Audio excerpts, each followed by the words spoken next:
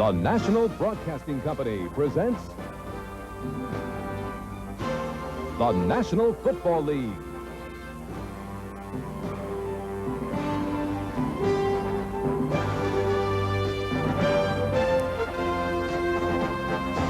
Today, from the Astrodome, it's the Pittsburgh Steelers versus the Houston Oilers. Brought to you by Bud Light. Everything else is just a light. By Dodge, setting new standards of performance. And by Transamerica, for insurance and financial services. The power of the pyramid is working for you. Last Thursday, the Astrodome was the scene of celebration as the Houston Astros, behind the no-hit pitching of Mike Scott, clinched the divisional championship in the National League West. Today, it's the Oilers' turn in the Dome, and the mood is different. After an unbeaten preseason and an opening game win, the Oilers have lost 2 in a row. Fans are hoping they can rebound and recapture that Houston sports magic. Hello, everyone, and welcome to Houston. Tom Hammond with former Cleveland Browns coach Sam Rutigliano. And Sam, the Pittsburgh Steelers off to a woeful start, 0-3. They've scored only 17 points. But as you well know, in the AFC Central, you're never far out of the race. The NFL may have parity, but the AFC Central has charity. The Browns were 8-8 last year, and they won the division. Denver was 11-5, and they didn't even make the playoffs. What must Pittsburgh do then to turn it around? Well, Frank Pollard's hurt, but they signed Ernest Jackson this week, the former 2,000-yard rusher from San Diego and Philadelphia. But the menu today is ground chuck. They're going to have to do it the old-fashioned way, Tom. They're going to have to earn it. So Pittsburgh comes in with the worst offense in the league, facing the best defense in Houston, but the Houston defense and the offense have made the big mistake. That's right. The Oilers came out of character the last 2 weeks.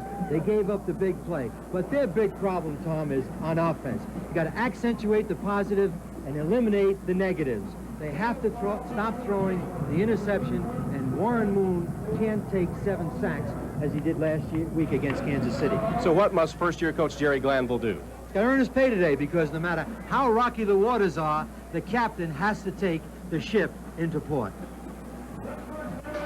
And, of course, on the other side of the field, Chuck Noll, the only coach ever to win 4 Super Bowls, has seen his Steelers start the season at 0-3. And their offense last in the league, they have scored only 17 points. And, Sam, you said the Steelers had to run the football. What about the Oilers? What is their game plan? Well, it looks like it's going to be an Ohio State-Michigan game in the 1950s, because both coaches have said they want to take the pressure off their quarterbacks and they want to run the football. Look for Houston to run the ball today at least 40 times.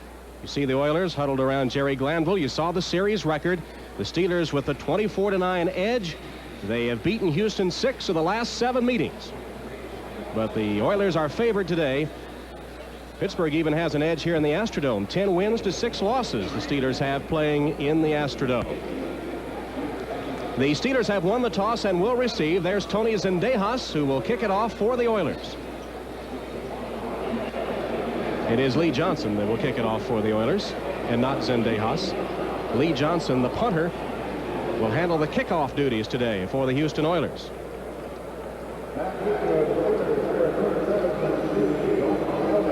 There's Lee Johnson, who is teeing it up.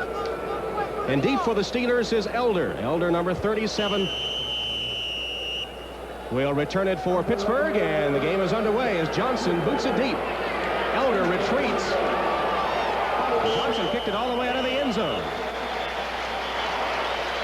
So Mark Malone leads his Pittsburgh offense onto the field, and some changes here.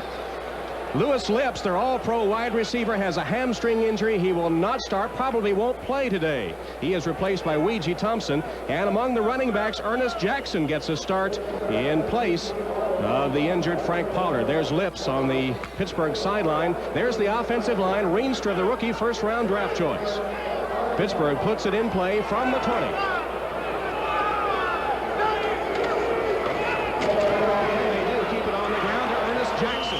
Gets about a yard on his first carry as a Pittsburgh Steeler. Johnny Meads gets the stop for the Oilers with help from Childress.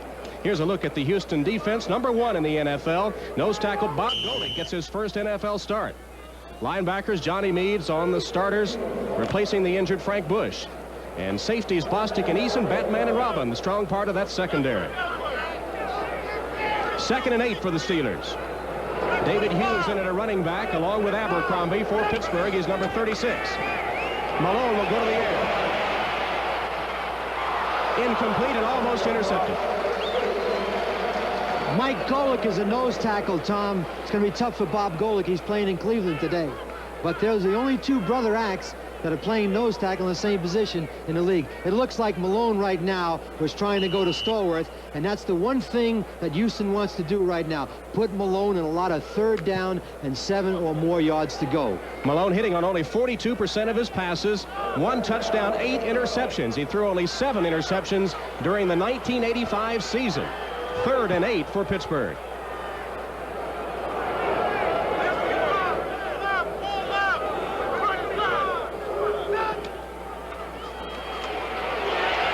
Malone gets rid of it. Intercepted. Here's Eason, chased out of bounds after picking off the Malone pass. The 9th interception Malone has thrown this season.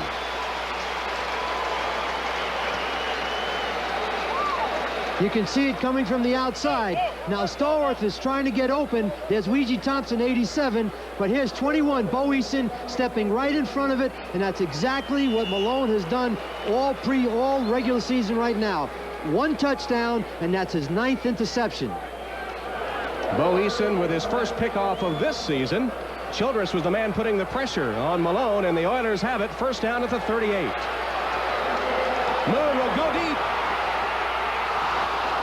Incomplete in the end zone, intended for Drew Hill.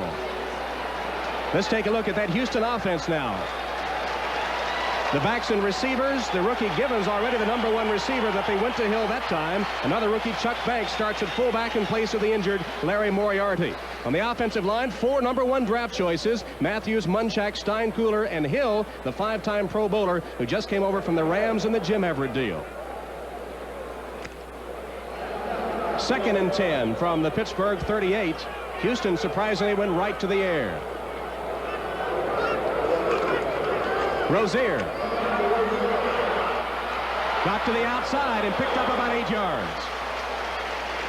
Here's the Pittsburgh defense now. The defensive line, Willis has led the team in sacks 2 of the last 3 seasons. The Steeler linebackers a strong point. Merriweather and Hinkle, 2 of the best outside backers in the game.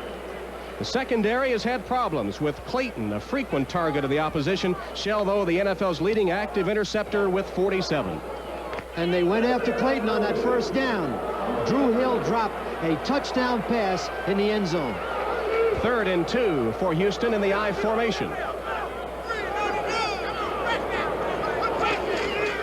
Pitch to Rozier. He's got the Houston 1st down to the 25-yard line. Chuck Banks, the rookie, with a block to spring Rozier on the corner. Mike Rozier, the 7th leading rusher in the AFC, number 1 on this team, came into the game with 175 yards to his credit, has not scored a touchdown. Jerry Glanville wants to create as many 2nd down or 5 or less and get 3rd downs and 3 or less, and it's going to be very important on 1st down to get 4 or 5 yards when they run the football. 1st down for the Oilers at the 25 of Pittsburgh. Moon rolls out. Got rid of it. Incomplete, intended for tight end Jamie Williams. Edmund Nelson was the man applying the pressure on Warren Moon. And a flag on the play. This is what Moon does best. Now he's going to his left, which is difficult to throw. He outruns Edmund Nelson right now. He's looking for a receiver. Now he just can't set right now. Use of hands, pushing the back, number 74 offense. 10-yard penalty, and you heard referee Gordon McCarter giving the call, and you probably saw on your screen number 74, Bruce Matthews. Matthews giving that push in the back, and that'll be stepped off by McCarter and company against the Oilers. Warren Moon runs to his left, throwing the ball better than any quarterback I've ever seen. But that last play, he did exactly what Malone did. He forced the football. 1st and 20 for Houston, back at the 35. They stay on the ground to Rozier. He's out of bounds inside the 25. Rozier got a big chunk of it back before Chris Sheffield punched him out of bounds. This offensive series began for the Oilers after the interception of Malone's pass. They're faced now with a 2nd and 8 from the Pittsburgh 23. And what they're going to try to create now, Tom, is a 3rd down or 3 or less. It's important now inside the 25-yard line to come out at least with a field goal. Banks and Rozier, the setbacks behind Warren Moon. This is Banks. Makes the 20-yard line. He'll be short of the 1st down. Banks, the only player in the National Football League out of tiny West Virginia Tech. He was a 12th round draft choice, the 313th player picked in the 1986 draft.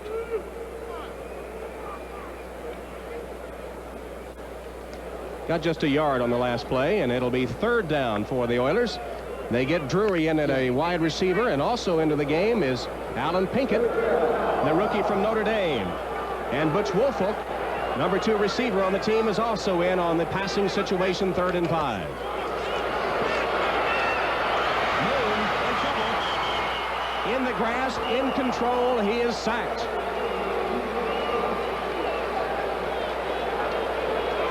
Keith Willis, the defensive end who had a sack coming into this game, gets this one. And here's the pressure coming up on the top of your screen. That's Merriweather, 57, but 93, Keith Willis.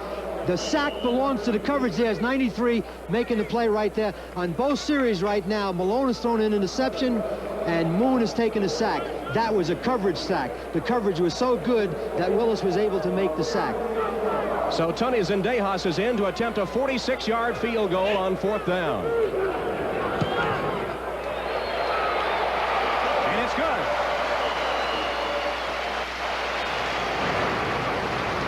The Houston Oilers take advantage of the interception to get on the board first. It's Houston 3 and Pittsburgh nothing. We'll be back to the Astrodome in a moment.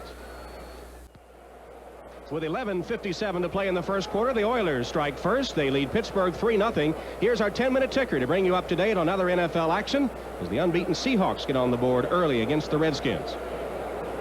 And New Orleans a quick lead over the Giants. Minnesota leads Green Bay. There's Lee Johnson, who will kick off for the Oilers. They took advantage of the Bostic interception to get on the board with 3 points. Elder is deep for Pittsburgh, and again Johnson sends it about midway in the end zone, and Elder will not come out. Johnson doing a good job of kicking off. Well, we have seen the Pittsburgh turnover lead to 3 Houston points, and these 2 teams are among the worst offenders in the giveaways in the NFL. And it's the most important stat in football. See, the offense prevents a giveaway. The defense captures the giveaway, and special teams create the giveaway or takeaway. Pittsburgh Steelers will begin from their 20-yard line with a 1st down, trailing 3-0. Played just over 3 minutes of this game from the Astrodome in Houston. Here's the pitch to Jackson. Breaks 1 tackle, gets about 5 yards to the 25-yard line before Robert Abraham bumps him out of bounds. Ernest Jackson, who had 1,000 yards back-to-back for San Diego and last year for Philadelphia, just signed this week with Pittsburgh. He's going to be a welcome addition because the Steelers with Abercrombie and Pollard averaged 115 yards per game last year, and right now their running game is completely out of sync. And you got to give Jackson a lot of credit here, 43. He reported this week. He knows the offense. Now he turns it up inside with 56, Abraham making the tackle, but that's 5 yards. Now to have a 2nd and 5 and a down and distance situation that Malone can deal with. John Stallworth is down. That would be a blow because Stallworth and Lips in 84 and 85 had 37 touchdowns between them, so they can't afford to miss those 2 players today. Lips already out. Now Stallworth injured. We'll be back. The Pittsburgh woes continue to mount as John Stallworth shaken up on the last play. One of the great receivers of all time in the National Football League, and his string of 40 straight games with a reception in danger here if he cannot return. He's caught a pass in 108 of his last 109 games. He's replaced by Calvin Sweeney. Sweeney, number 85, 6'2", 192 pounds, 7-year veteran from Southern California. Also, Randy Rasmussen now at center for Pittsburgh, replacing starter Dan Turk, who was shaken up. 2nd and 5. Thompson in motion. Straight ahead, Ernest Jackson gets the Pittsburgh 1st down across the 30. Avon Riley making the stop for Houston. Jackson running hard in his first game. Jackson is a quality runner, and he's going to help this football team. You got to give him a lot of credit. It's difficult to get ready. I couldn't get ready as a head coach in 7 days. I don't know how he did it in 3. Sam, what about the emotional feeling on that Pittsburgh sideline? Starting off 0-3 and now all the injuries. Well, it's devastating, but what they have to do right now is just knock out some first downs, not get created in a lot of 3rd down and long situations. First down here at their own 31. This is Abercrombie. He picks up about 5 yards before Richard Byrd drags him to the turf. Abercrombie, who was 27 years old on Friday, former #1 draft choice from Baylor University, nearby Baylor in Waco, Texas. He's a 5-year veteran. Had his best year last year, and of course, they've always looked for big things from Walter Abercrombie. 2nd and 5 for Malone and the Steelers. Thompson again in motion. Jackson stopped a couple of yards shy of the first down. John Grimsley, inside linebacker, with defensive end Ray Childress combining on the stop. Grimsley, 3-year veteran out of Kentucky, very tough against the run. That's right. He has been an outstanding linebacker, but they miss Frank Bush right now, number 94. He replaced Johnny Meads early in the year, was hurt last week against Kansas City, but the most creative linebacker that they had. 3rd and 1 now for Pittsburgh from the Steeler 40. Jackson has the Pittsburgh first down. Robert Lyles made the stop with help from Bo Eason. This is the #1 defense in the National Football League. Remember, the Oilers 7th in the league against the run, but Pittsburgh moving the ball here on the ground. And it's very important, the number 16, Mark Malone. He needed to knock out a couple of first downs to get this offense together, because everything that's happened thus far has been devastating, particularly the injuries that they had as the game began. Pittsburgh drive began on the 20. They trail 3-0 in the first quarter as flags fly as the play gets underway. Ernest Jackson perhaps moving a little too soon. 9:24 to play in the first quarter. Houston off an interception on the first series. Got Tejas field goal. Right guard, offense. False start on right guard Terry Long for Pittsburgh. That'll set the Steelers back 5 yards. Right guard, still first down. So 1st and 15, and this is a situation Chuck Noll wanted to avoid, as it makes it tougher to run the ball and pick up those first downs. And what they'll try to do right now is just to get maybe the 5 yards back. Run the football, throw a short pass to get back in some kind of a decent 2nd down situation. Split backs in the backfield, Abercrombie and Jackson. Malone's pass knocked down at the line of scrimmage by Ray Childress. 6'6", 276 pounds. The first-round choice got a big paw up there to bat it away. He's a dominating player. They're looking for him to do big things. On that pass rush, he couldn't get to the quarterback, but halfway there, he saw the quarterback set up, and he got his hands up and jumped up into the air, and a knockdown is just as good as a sack. Mark Malone 0 for 3 through the air so far in this game, including the 1 interception. Let's watch Childress from the outside now, with Terry Long, number 74, blocking him. 2nd and 15 coming up for the Steelers from their own 38.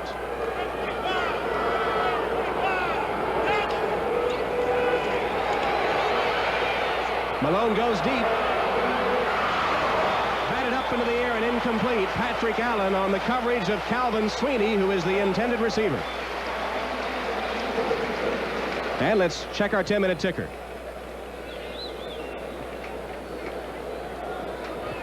Many people picking Cincinnati to upset the Bears at Riverfront today, but Chicago breaks on top.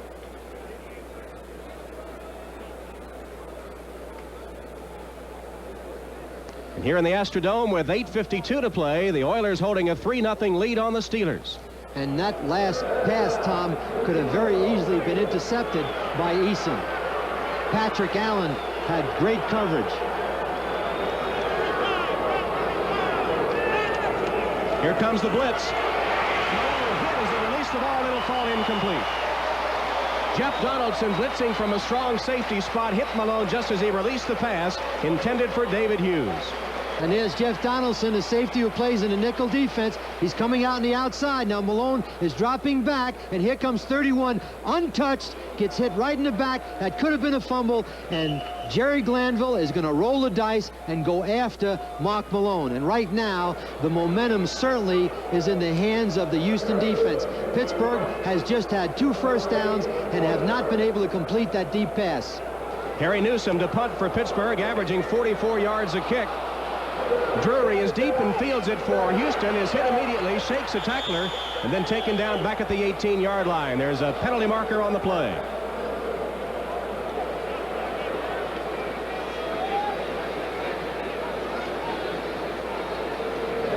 Gordon McCarter huddling with Terry Gerke, the head linesman. And here's the call. Ineligible downfield, number 96, kicking team. When it rains, it pours. They would have had the ball on Houston's 18-yard line. Now they're going to bring it back. And watch this punt protection, because Harry Newsome, the punter for Pittsburgh, is a 3-step kicker, and they could have blocked that. Put some pretty good pressure on him that time, but it'll come back. Alan Lyday was in there putting pressure on Newsome, who is second in the AFC with that 44-yard punting average. He has punted 21 times in the first 3 games. He leads the NFL, but as I said, he's a 3-step kicker. Let's take a good look at 18 right now, because I think Jerry Glanville is going to bring a lot of people. He has kicked more times than any other player in the NFL and is second in average in the AFC. Set Pittsburgh back on a 4th and 20, and Newsome will kick it again. Drury takes it on his 25. Another flag down as Drury is flipped at the 35-yard line. It's a 17-yard gain on the exchange because of the penalty, but it looks like there's going to be a penalty against Houston, and the ball will be moved back. Again, the conference with the officials as they sort out this call. 8:28 showing on the clock for the first quarter. Houston leading Pittsburgh 3-0. Ineligible downfield, kicking team. Illegal block in the back, number 34, receiving team. Penalties offset. Repeat, 4th down. Let's do it again. Jerry Glanville and now Chuck Knoll wanting to know if they can ever get this one right. Gordon McCarter, the referee, has been on television more than the quarterbacks. I think this game is going back to Cleveland. He happens to come from Cleveland, Ohio. He's had a better year than the quarterbacks. That's right. Well, when it rains, it pours. Right now, penalties and poor down and distance situations are haunting the Pittsburgh Steelers. So we'll try it again. The line of scrimmage, the 33 of Pittsburgh, and Drury again standing back on his own 30. Lyday is the man that's been putting pressure on Newsome. This time they pick him up. Newsome gets it off, and Drury takes it again at the 25. Gets a block. Flags down. Gets to the outside. Just short of midfield, but a couple of penalty flags on the play, and Donaldson might have been guilty of a block in the back on the return. They're going to bring this one back. 3 consecutive punts with penalties. Right. It's very consistent. The handkerchiefs have been down now. Illegal block in the back, number 31, receiving team. It was indeed Donaldson. Right. Well, mistakes have hurt both these teams, and that has to be frustrating to a coach. Well, no question about it. Now, the ball originally was on the 18-yard line. Number 31, receiving team, 10-yard penalty, 1st and 10. Isn't this interesting? The ball now is on the 18.5-yard line. So a 23-yard return by Drury is nullified, and the Oilers begin their offensive drive from their own 19 when we come back. Sam, we've seen 2 quarterbacks today plagued by inconsistency. What about a first quarter report card on them? Well, they're both consistently inconsistent. Moon took a sack, could have taken him out of field goal range. Malone threw another interception, gave them the opportunity to kick a field goal. So right now the report cards are, they're both failing at this point. Business as usual for Malone and Moon as they've been so far this season. On first down, it is Rozier that gets the call for the Oilers. Comes up to about the 21-yard line. Sam told us that Jerry Glanville wanted to run the ball about 40 times in the game to keep the pressure off his quarterback, Warren Moon. Actually, Moon had a touchdown on the first play offensively of the game for Houston, but Drew Hill dropped it. And that can really crush a quarterback that's struggling to get back on track. He hit him right between the 8 and the 5, and had Harvey Clayton, the corner from Pittsburgh, beaten for a touchdown. John Stallworth has a sprained knee for Pittsburgh. He may not be back. On second down, Rozier again across the 25 to the 27-yard line. Mike Rozier, the '83 Heisman Trophy winner. This is the situation that they want. They want to be in 3rd down and 3 or less. And Jerry said he doesn't care how many people boo today. He's going to take the pressure off Warren Moon and help his defense, because he doesn't want the quarterback to take sacks, and he doesn't want Moon to throw interceptions. Right now, the secondary for Moon looks like Times Square on New Year's Eve. 3rd and 2 for Houston from the 27. Chris Dressel in as the second tight end. Rozier cut down shy of the 30. It'll be close to the first down. It's going to be tight, Tom. Donnie Shell, the veteran free safety, the oldest starting safety in the league at 34 years old, made the hit. And it's going to be 4th down, or was it a first down? They made the first down. So Houston does pick up the first down on Rozier's run. It's interesting, too, they're running the ball to the right over Kent Hill, the 5-time Pro Bowler that they just got from the Los Angeles Rams, number 72. Rozier and Banks the setbacks. Banks doesn't find much at the line of scrimmage, stacked up right at the 30, and there are the boos you were talking about. Well, don't worry about the boos, Jerry. Just worry about the score. They have to have more points than Pittsburgh when the game's over. And here comes your 10-minute ticker. There's Johnny Cash on the sideline. Jerry Glanville dressed in black as we check the ticker. Chicago is ahead of Cincinnati.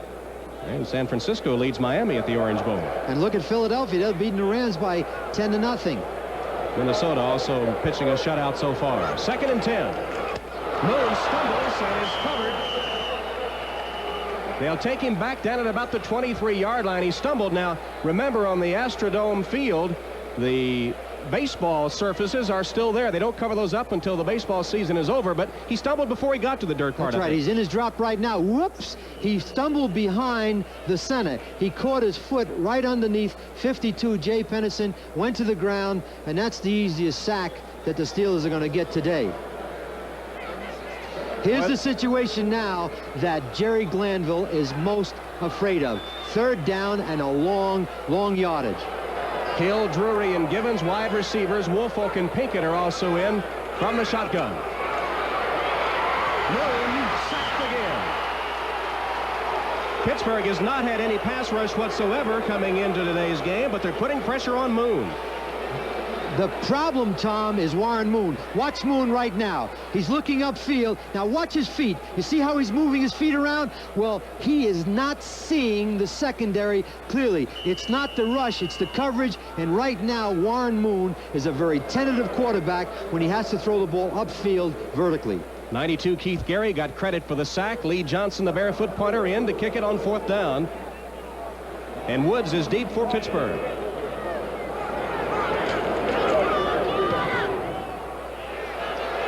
Woods retreats, takes it at his own 30. And is taken down at about the 33-yard line.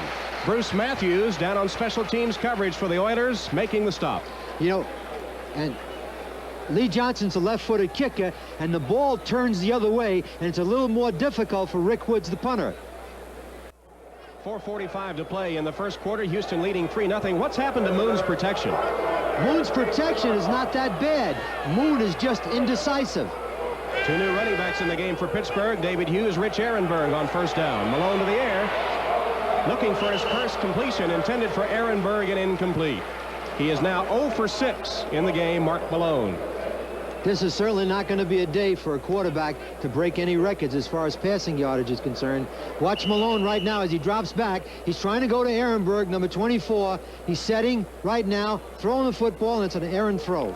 Had plenty of protection, should have made that throw. Should have been a first down to Rick Ehrenberg. Malone, the lowest rated quarterback in the NFL, and 0 for 6 to begin this game. 2nd and 10 from the Pittsburgh 34.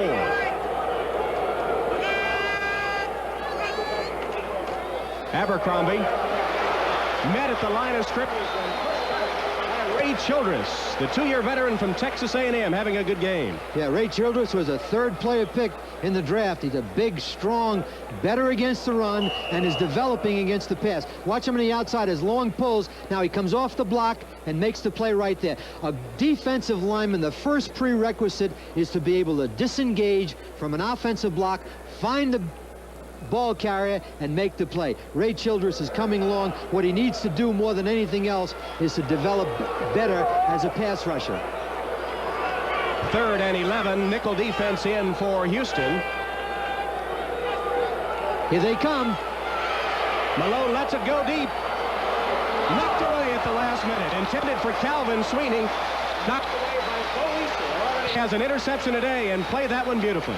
Beautifully. He read it all away, and Sweeney was double covered. But if you watch Malone now, Malone had to throw a little tentatively. Watch Sweeney. Got a double coverage. He's going through right now. Watch 21 in the middle of your screen. Trail it. The ball's thrown behind. Now he reaches out and makes the play. That had touchdown written all over it. Pittsburgh would have been getting ready for the extra point. Houston has been tough against the pass, first in the AFC, and overall the best defense in the National Football League. Newsom punts on 4th down. Drury trying to chase it down. It goes out of bounds.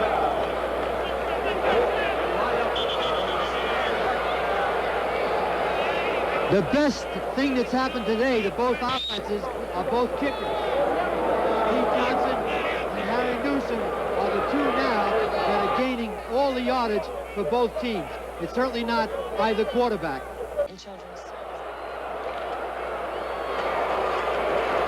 Houston on 1st down goes to Mike Rozier, who gets a couple of yards. Take it up to about the 30-yard line, perhaps just beyond. Interesting thing is happening now, Tom. Number 33, Harvey Clayton, who's had a horrendous start this year, is being helped now by Brian Hinkle, 53, the outstanding outside linebacker. They're bringing Hinkle down on 1st down out underneath Drew Hill to help that young corner. And they're going to have to do it a lot today. Clayton has been burned throughout the first 3 games, and they're giving a little protection now. 2nd and 7 for Houston from its own 32-yard line. Oilers leading 3-0. Moon under pressure gets it away incomplete. Intended for Jamie Williams. Fans wanted an interference, but no call. You had just what you wanted. Tight end one-on-one. He should have completed this pass. Now watch him dropping back, Tom. Watch him a little hesitant, and he should have made that play. As a matter of fact, Williams could have caught that It was ball. a catchable ball. I think he stopped. He should have run through the ball and not reach out with one hand. What you want to do as a receiver is always get your body in front of the ball. I think Williams could have made that catch. Houston early in the season was remarkable in converting 3rd downs, but they've had their problems today, and here's a 3rd and 7. Let's watch Drew Hill one-on-one with Harvey Clayton, but there goes Donnie Shell to back him up. Moon fumbled it, and he's taken down at the 25-yard line. Again, the 2 offenses are a study in futility, and Pittsburgh has recovered Moon's fumble. Edmund Nelson down at the bottom of the stack picked up the ball. Moon buried under Pittsburgh players, coughed it up, and Pittsburgh has great field position. You might note it was the shotgun. Now watch Moon field the ball. He actually drops the ball. Now he's picking it up and looks like a Chinese fire drill right here, and he's going to lose the football. Both quarterbacks, it's been overstated. Both quarterbacks are very redundant. It's very obvious right now, Tom. The team that makes the mistakes and the other team that capitalizes on them is going to win this football game. It's important for Pittsburgh right now to get on the board. They have the ball at the Houston 26. 2:50 to play first quarter. Houston leads 3-0. Malone batted down again at the line of scrimmage. That's the 2nd time today one has been batted down at the line of scrimmage. This time it was strong safety Keith Bostic that knocked it down. What happens there, Tom, is the offensive linemen have to take away the legs of the defenders so that they can't reach up and slap the ball down, and they're given too much ground. It's a play-action pass. He's trying to get the ball to Luigi Thompson, 87, but it's batted down on the line of scrimmage, and the offensive linemen of Pittsburgh can't allow the defense to penetrate that much. Malone is 0 for 8. It's 2nd and 10 for the Steelers. There's Malone's first completion. Abercrombie on the screen takes it inside the 20. Bo Eason made the stop. At this point right now, whether you complete a 3-yard pass like that, it's important for Malone to complete a pass and not go on without any completions whatsoever.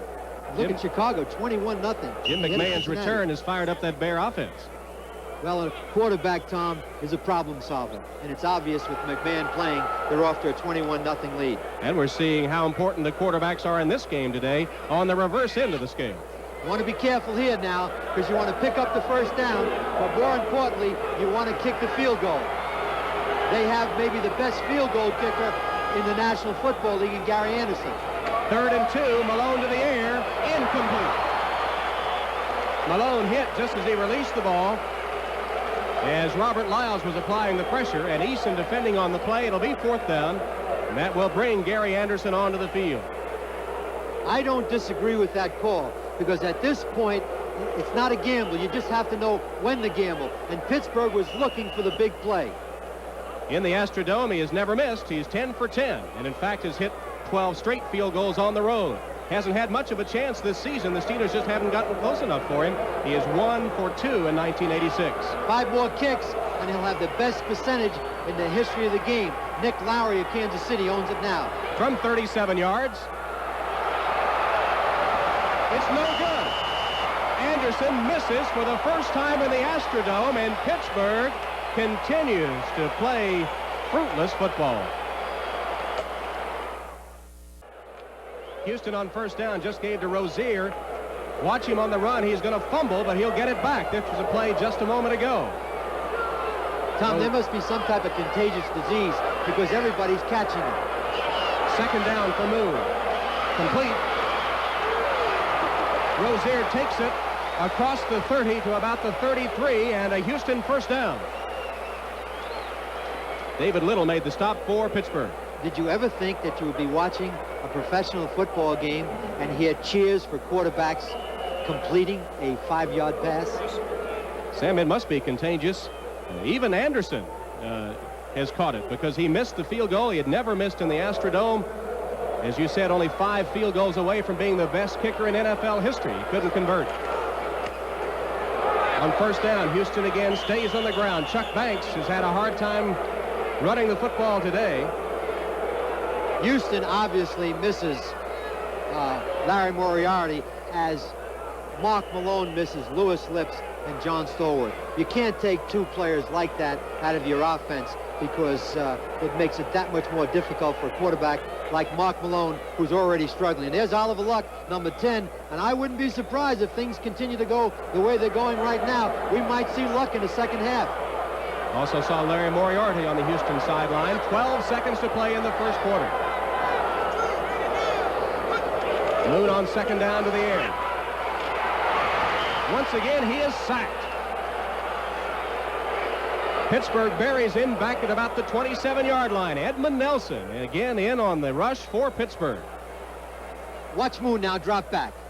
He's got plenty of time right now. Now set, throw the football. See, pulling the ball down like that right now gives that inside rush 64 Edmund Nelson for the sack. I really believe that Moon is struggling right now, and Jerry Glanville might have to get him out of there right now to give him a chance to settle down on the sideline because right now he's hurting the Houston offense. First quarter at an end.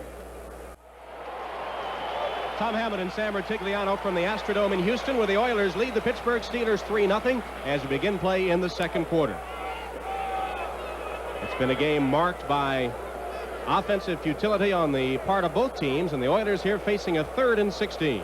Both teams coming in wanted to run the football. Both teams right now are facing more 3rd down and 7 or 10 or more yards for both quarterbacks who are obviously struggling. The Oilers have converted 2 of 5 3rd down situations. Jerry Glanville's team is continuing to sputter offensively, and he has sent his 2 best pass receiving backs in on this 3rd and long, Woolfolk and Pinkett. Woolfolk number 40, Pinkett number 20 for Glanville's Oilers. Prior to this game, their 3rd down efficiency on offense was 2nd to Dallas in the NFL with a 57% completion, which is unbelievable. From the shotgun. Screen across the middle, complete to Pinkett. The rookie from Notre Dame takes it to the 36-yard line, but well short of the first down. And the punting team comes back on the field as a fight breaks out. That's the only thing I've seen thus far where both people were involved aggressively and knew exactly what they were trying to do. That's right. It's been the most action of the day. That was a screen which was a gimme. All they tried to do there was get into a good situation to punt the football. They didn't want Moon to throw the ball upfield and possibly get a sack or an interception because Pittsburgh wanted them to throw the short screen pass in the middle to Alan Pinkett. So they're trying to play it safe with Moon now, giving him some safe completions, perhaps get his confidence up. Yeah, right now there, Houston offense looks like the stock market. It's up and down, right? They're going to put their conservative suit on and really play it safe. As we said on the top, Tom, they've got to protect Moon because both teams are playing very good defensively, although that might be because both teams are so poor on offense. Johnson will kick from Houston. You had a shot of Woods deep for Pittsburgh. Flags down. Johnson booms one. Fair catch. Woods takes it at his own 20-yard line. Gordon McCarter will sort out the penalty. The officials have sore arms. I've never seen so many flags drop in any game that I've covered. Here we go again. Illegal formation. Not enough men on the line of scrimmage. Kicking team. Let's do it again. Sam, does this reflect badly on the coaches, the fundamental mistakes that have been made today? The penalties, wrong men downfield, not enough men on the line. Is this embarrassing to a coach? Without question. You know, Tom, it's easier to blame the coach than it is 45 players. Last week when they lost, Houston lost at Kansas City, Jerry Glanville said he would take 99% of the blame if the players would share 1%. Do you think the players agreed with that? Without question. As a matter of fact, they thought Jerry should have taken a little bit more. Here's a look at the statistics for the first quarter of play. There really isn't any statistic. Right now, Moon's taking sacks and Malone's throwing incompletions. And both teams wanted to rush, and you can see right now, one's got 47, one has 24, and that's what they wanted. And the time of possession means nothing. You know, the only time time's important, Tom, is when you're in prison. Pittsburgh has refused the penalty, and the Steeler offense to get on the field with a first down from its own 21-yard line. The Oilers lead the Steelers 3-0, 14:28 to go second quarter. A lot of teams would have had the other team kick over again. I don't think Chuck Noll wants to take any chances. He has the ball, even though it's on the 20-yard line. He wants it now offensively. They have got to run the football, or that young man, now 16, is not going to be able to play the game that he's capable of playing. In 1984, he led the Pittsburgh Steelers to the championship game against Miami, but they had a good blend. He just cannot throw the football on a lot of third down situations. Mark Malone, as we mentioned earlier, the lowest rated quarterback in the National Football League this season already, with more interceptions than he threw in all of the 1985 season. Let's check the scores now around the NFL. Again, we're amazed at that Bear score because many of the people had thought that Cincinnati would win. Well, that's what a good quarterback will do for you. The Giants are down 17-0 to the New Orleans Saints. Of course, the Steeler and Oiler fans are glad to see that Chicago is putting it to the divisional leader, Cincinnati. Because right now, Pittsburgh plays Cleveland next week, and they play Cincinnati the following week. And if Pittsburgh were to win today, 2 weeks from now, they could be in first place. And the game, obviously, is very important to Houston. They can't afford to lose a second divisional game. They've already lost one to Cleveland. Pittsburgh 1st and 10 from its own 21-yard line. Thompson is in motion. Jackson. Good running. First down for Pittsburgh. Ernest Jackson across the 30 to the 32. Patrick Allen, Bo Eason have to bring him down, but not before the Pittsburgh first down. Don't forget now, we'll be picking a Budweiser Most Valuable Player for today's game. That's going to be a hard. chore. That may be the most difficult thing we're going to do. There is Dan Turk, the starting center for the Steelers. Already the Steelers without the veteran Mike Webster, who has an elbow injury. He could come off the injured reserve, I believe, next week, but he had his string of 177 straight games ended when they began the season at Seattle with Webster on IR. Draw play, Abercrombie. Good running again, out to the 40-yard line.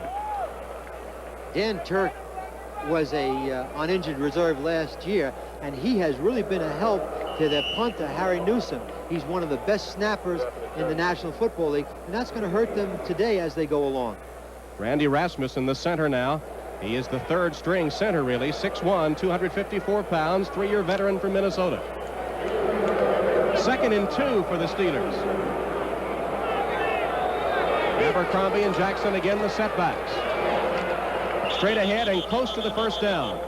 As Ernest Jackson pounds the middle of the line, Richard Byrd and Robert Lyles on the stop. This telecast presented by authority of the National Football League, intended for the private use of our audience. Any rebroadcast or other use of the telecast without the expressed written consent of the Houston Oilers and the National Football League is prohibited. Houston Astrodome with 12:57 remaining in the second quarter, and the Oilers leading the Steelers 3-0 on a Zendejas field goal that came after a Houston interception. Doug Smith has replaced Mike Golick. Now, Smith was hurt last week against Kansas City. Number 99, the nose tackle. Abercrombie, the only setback, gets the call. Takes it to about the 47-yard line. Tom, do you think that Chuck Noll will ever throw the ball again? Well, he's seen such disastrous results. His quarterback Malone has not completed a pass all afternoon, and you can't blame that man for keeping it on the ground. He did complete one, Tom. It was almost a handoff. That's right. It was almost a handoff. 2nd down and about 6 yards to go here for Mark Malone and his Steelers from the Pittsburgh 47. Oh, here we go. And that one is incomplete, they say, as Patrick Allen was right there with Calvin Sweeney, the intended receiver. Dropped by number 85, Calvin Sweeney. Unless the corner, Patrick Allen got his hand on it. It's a play-action pass. Malone's coming on with good protection, delivers the ball. Let's watch Sweeney right now, right through his hands. He should have made the play. What the receiver wants to do there, Tom, is turn the inside shoulder so the quarterback can see just the 8 and 5 and almost have good rebounding position on the cornerback. And Sweeney did that, but he dropped the ball. 3rd and 6 for Malone, who's hit on only 1 of 11 passes this afternoon. Hughes fumbles it, and he'll be taken back to the turf at the 35-yard line. Doug Smith and Ray Childress put the clamps on him there. Another Pittsburgh offensive miscue. This looks like Curly, Larry, and Moe. Tom, I watched the Three Stooges on Saturday morning, and Mark Malone is frustrated. He's pitching the ball out. Perfect pitch. Should have had the ball. Now you better just fall on it so that Pittsburgh can line up and punt the football as Doug Smith, 99, makes the play. Because right now it's only 3-0. Nobody apparently wants to win this game. They both want to give it away to each other. Get an idea why Newsom has punted more times than anyone else in the NFL. Drury deep for Houston. Watch out. Pressure on Newsom. He got it away and got a good one away. Drury calls for a fair catch and takes it at his own 15-yard line. So the Oilers, leading 3-0, will have the ball when we come back after a 48-yard punt by Newsom. 3-0 Houston, 11-14 first half.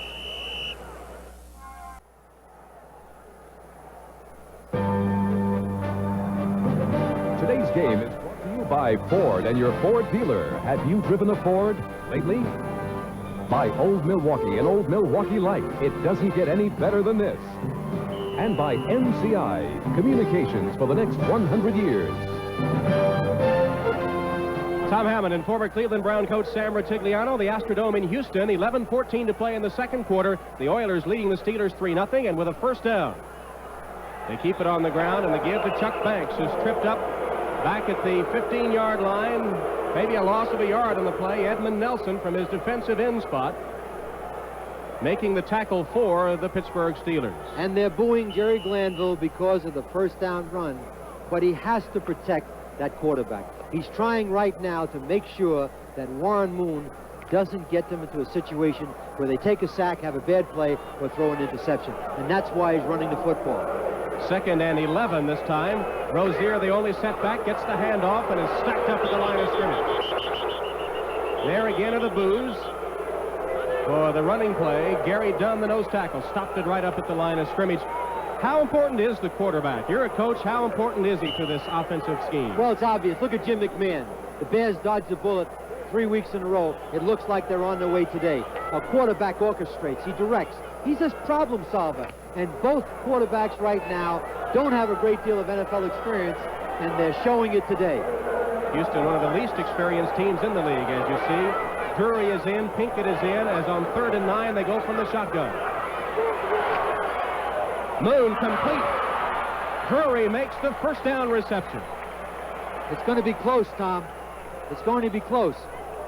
They're going to mark it right at the far side of the field marker. Now, that's not the official first down marker. They try to approximate it, but they may have to come all the way across the field to measure that one. It's going to be very close. If they need a first down, they need it on this one, because they don't want to punt the football inside their own 20-yard line. Looked as if Drury had the first down, but they marked him out of bounds right at the marker.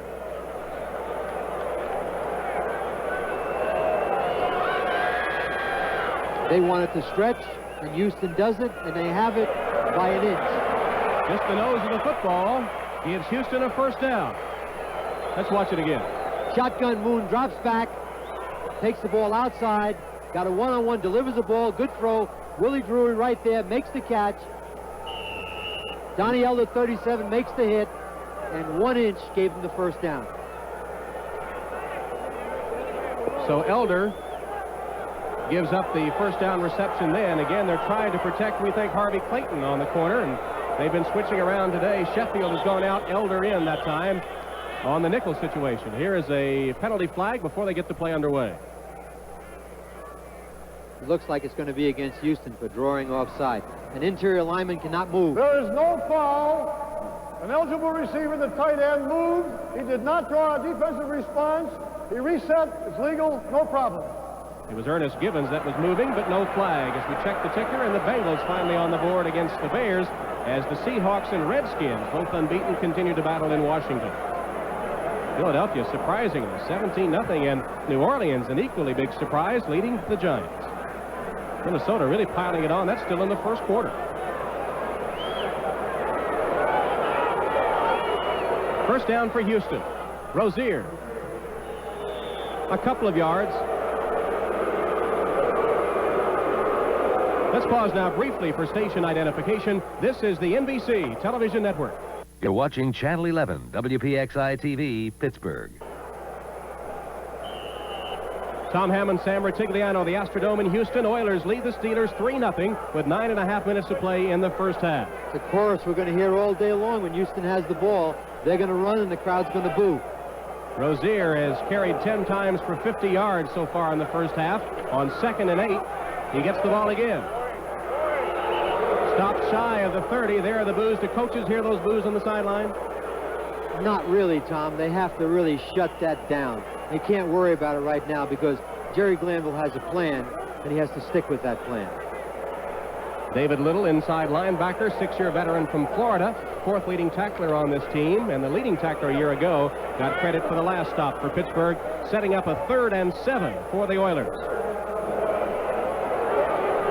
Harvey Clayton, number 33 in the right corner, is being backed up in double coverage with Donnie Shell. They're helping him today. Moon completes it again for the first down. Drew Hill cut up inside Donnie Elder that time for the first down reception. It's the same play to Willie Drury for a first down. They're getting one-on-one coverage to the outside. Moon looks like he's a little bit more in sync right now, and that comes because he's starting to complete a couple of passes, get a few first downs. And perhaps Moon's confidence level will begin to creep up a little bit as he completes some of these passes and moves the Oilers down the field. This drive began deep in Oiler territory. They got it out to the 41 with a first down. Rozier lowers his head and pounds for about an 8-yard gain. Kent Hill, who just came over from the Rams, leading the interference on the sweep. Of course, Houston sending the rights to Jim Everett, the quarterback, to the Rams, and many people around Houston wonder about that deal. Should they have kept and tried to sign Jim Everett, or did they make a good deal with the Rams? As long as Warren Moon helps them win, it'll be no problem. But if Warren Moon falters, then they're really going to question whether or not that was the best deal the Oilers can make, because a quarterback is a key factor in personnel. Rozier, surrounded by white-shirted Pittsburgh defenders, cuts it up and comes about 2 yards short of the first down. Time of possession is important, and it's obvious that Houston is ahead 3-0, but right now Atlanta is ranked #1, and that's because they like to run the football. A team that runs the football is going to gain control of the game. Houston is third. You win the game by throwing the ball, but you control the game by running it, and that's where time of possession is an important stat. On 3rd and 2, Doug Williams, number 69, is in as a second tight end. Rozier tries to break it outside. He's got the first down. If they mark it beyond midfield, and they do, he'll be down to about the 48-yard line of Pittsburgh, and it keeps the Houston drive going. He got it, Tom, and it was all Mike Rozier. That's what a back has to do. If you need 2 yards, he's got to lower his head, elude the tackler, and pick up the first down. Now we're seeing Houston have 3 successful third down attempts, and they succeeded, and they have first down on the Pittsburgh 47-yard line. Free agent rookie Chris Sheffield out of Albany State made the tackle, but Houston has it in Pittsburgh territory at the 47 with a first down. Again on the ground, Rozier stopped shy of the 45. Excuse me, it was Banks that had the carry. Banks, not only a yard or 2. Jerry Glanville doesn't have many relatives in this game today. I think they should go after Harvey Clayton. Get Drew Hill one-on-one on him. It's a little difficult now because it's second down, and it'll probably help him. But on the first down play, to go to Hill, because they did in the first series after the interception by Mark Malone, and Hill dropped the touchdown pass in the end zone. So Coach Sam Rutigliano disagrees with the play calling so far. Here's Moon to the air. Completes another one. Rozier out of the backfield, taken down at the 45-yard line. Short gain on the play. Robin Cole, haven't heard much from him today. The inside backer made the stop. We're going to have a third down and more than 7 yards. Look for Pittsburgh to go after him right now. Look for Pittsburgh to go for all-out blitz, and then the possibility of Houston, if he can get the ball off, to get a big play. Butch Woolfolk replaces Rozier in the Houston lineup, and Alan Pinkett is also in the game. They're the 2 best receivers out of the backfield for the Oilers. They've converted 5 of 9 third downs this afternoon. This is 3rd and 8.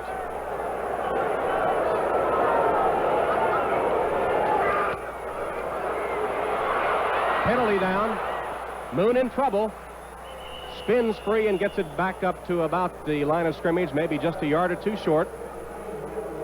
Bruce Matthews, perhaps guilty of holding on the play. Let's see. Holding, number 74, offense. Penalty declined, 4th down.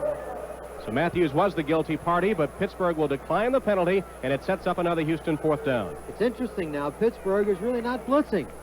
They're really getting a good rush from their up-front people, and all last year they only had 36 sacks, and they drafted Keith Gary and Darrell Sims, 2 #1 draft choices at defensive end. And perhaps the Steeler pass rush is coming into play. Here's Johnson's punt. Woods lets it bounce.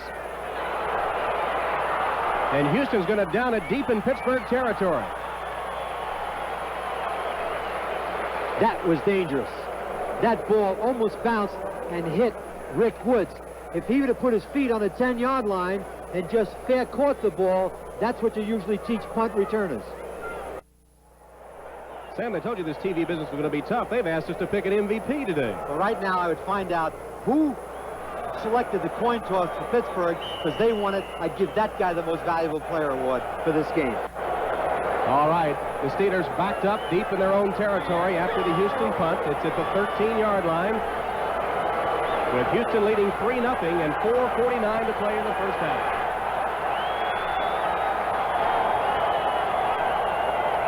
Malone on the draw. Abercrombie surrounded and taken to the turf shy of the 15.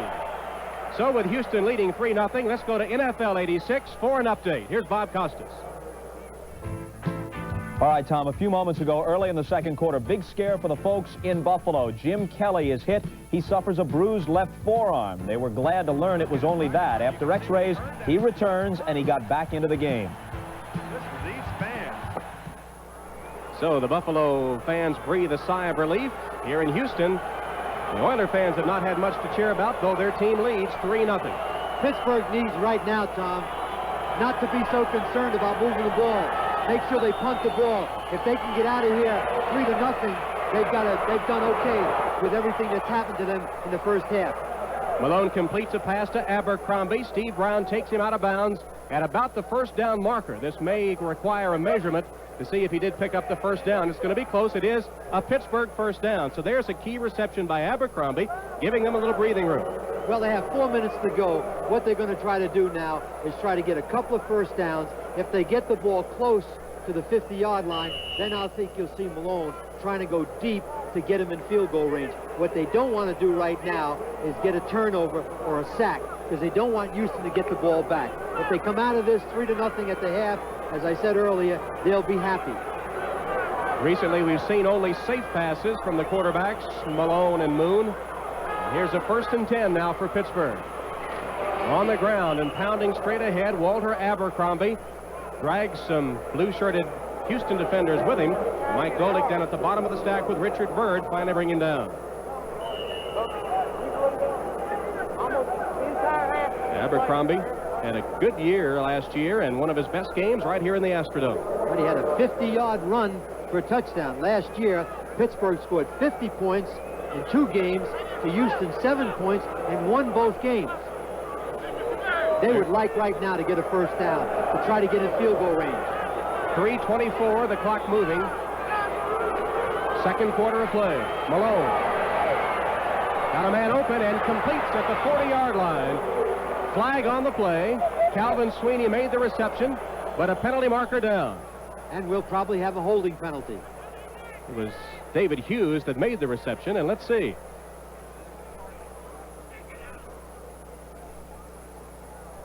Hughes out of the backfield, made the catch.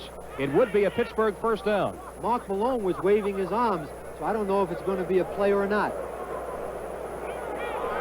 Come on, guys, it can't take this long. I've got a hamburger waiting for me at the half. 3:15 showing on the clock. Houston leading Pittsburgh 3-0. They're talking about the meal they're going to have on a plane tonight, and they've got to discuss right now, Gordon, what the penalty is. There is no foul. The action of the offensive players was legal. No foul. That's the second time that has occurred today, that they've taken a flag back because of movement by the offensive team was by a player that is permitted to move. Well, at this point, Tom, I don't blame the officials for trying to put something into this game. So the first down reception by David Hughes will stand. And the Steelers have a drive going. They've advanced the ball out to the 40-yard line. Remember, they began inside their own 15. 3 minutes and 15 seconds. All their timeouts. The important thing right now, get Gary Anderson another opportunity to kick a field goal. Anderson earlier in the game missed from 37 yards. His first miss after 10 straight in the Astrodome.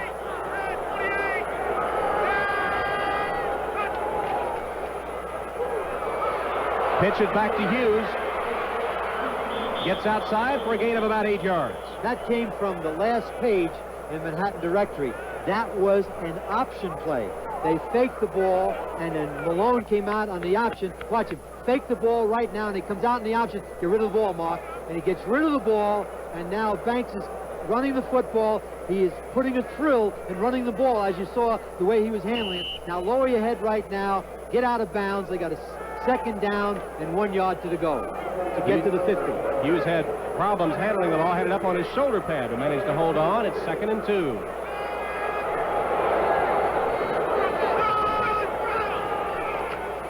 Draw play. Abercrombie has another Pittsburgh first down, advances to the Oiler 45-yard line. Meads and Abraham on the stop.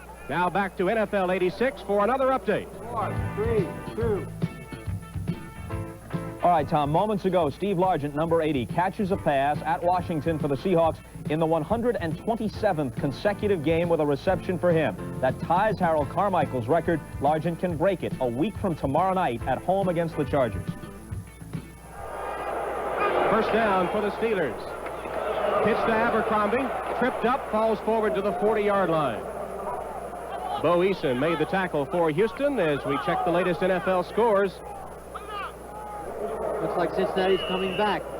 You can't count Cincinnati down. They've got the most explosive offense, perhaps, in the National Football League. They'll come back offensively. San Francisco leading in the Orange Bowl. As you see the other scores, the Eagles still on top.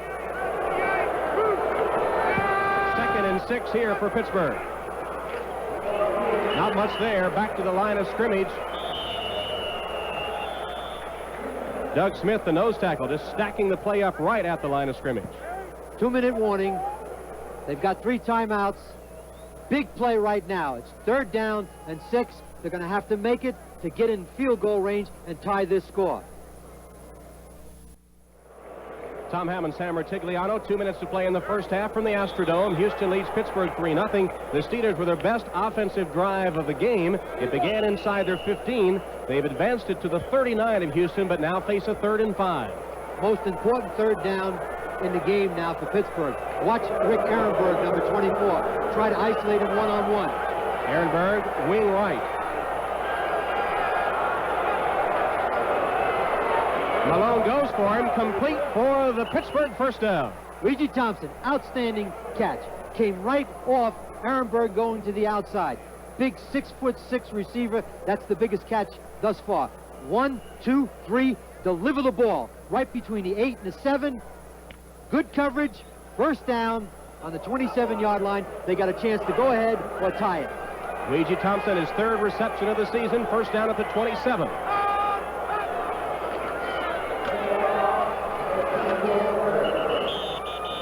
Keep it on the ground. Pittsburgh pounding straight ahead. Richard Byrd made the tackle with help from John Grimsley. As Ehrenberg got the call and gained about 4 yards. And Pittsburgh stops the clock with a timeout with 1:22 to play in the first half. That's 1 timeout gone. They've got 2 timeouts left. They want to make sure they save their final timeout for the field goal because, Tom, in order to kick a field goal without a timeout, you need at least 18 seconds. And you don't want to hurry your kicker because it's very important right now that they tie this game up. So what Chuck Noll is going to talk to Mark Malone on the sideline about right now is to make sure you don't take a sack, get rid of the ball, try to get another first down. If you complete a pass upfield, make sure that you call a timeout if it's not out of bounds. What has been the difference in this Pittsburgh drive, their best of the day so far? What have they done differently? Well, it's very obvious, Tom. Starting from the 20-yard line, they were able to mix the run, and he was able to hit a critical pass here or there. This is what this man does best. He cannot carry the total load on his shoulders like a Joe Namath at New York, where you could virtually win with him just throwing the football. This man needs the blend. Number 83 is Lewis Lips, who has not played today, hamstring injury. The only player since Franco Harris who has gone to the Pro Bowl in his 1st and 2nd year in the NFL. And you remember early in the game, John Stallworth was shaken up. 2nd and 7. Malone. Will they rule it a catch? Yes, it'll be, no, now they say incomplete. Intended for David Hughes, and they say he short-hopped it. It'll be incomplete.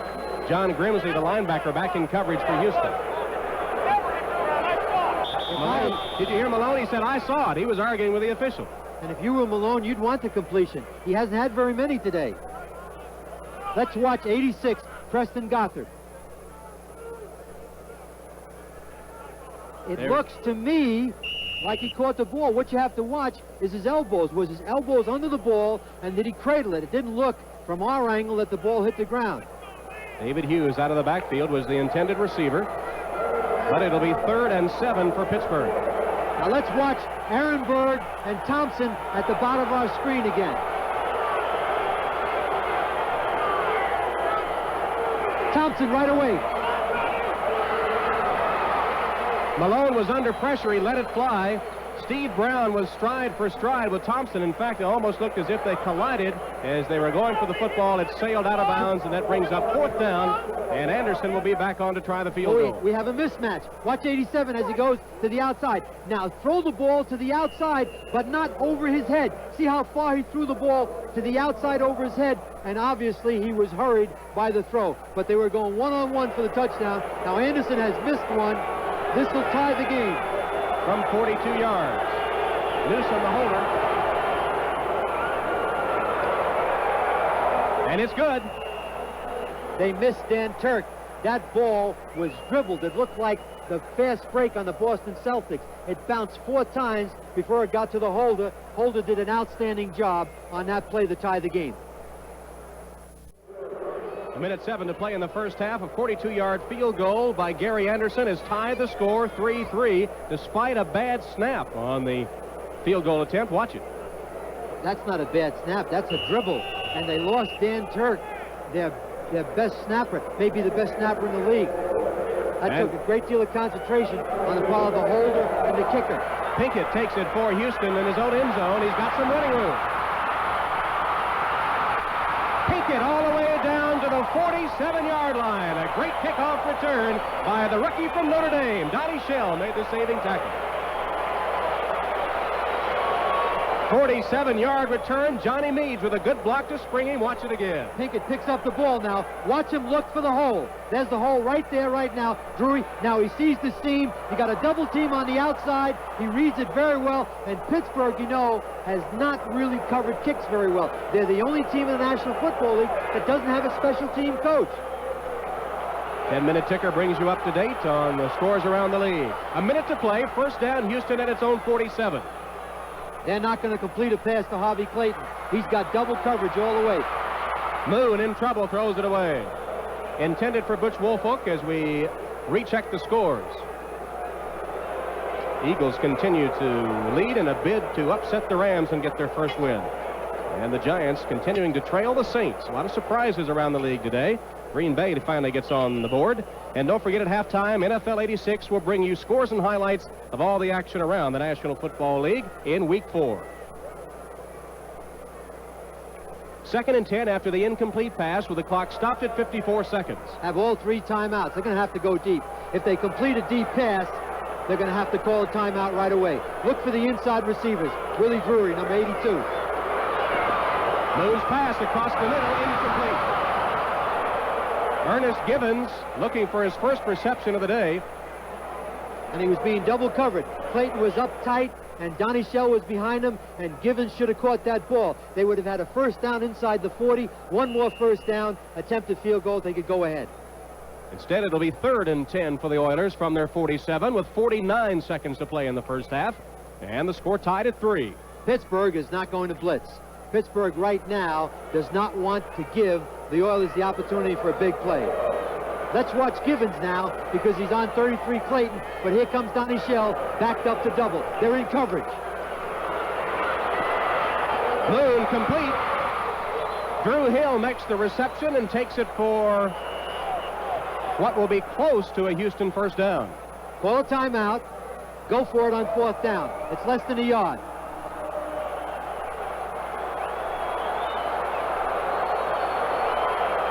So Jerry Glanville has asked for the timeout. And it's going to be a 4th down and about a yard coming up for the Oilers. And we come back with the score tied at 3. 40 seconds left. Score tied 3-3. 4th and 1 for Houston. What do they do here? Well, they've got 2 timeouts left. They're going to go for the first down, pick up the first down, call a timeout, and then on the first down play, they're going to go deep to try to get the home run. Well, Jerry Glanville has sent the play in.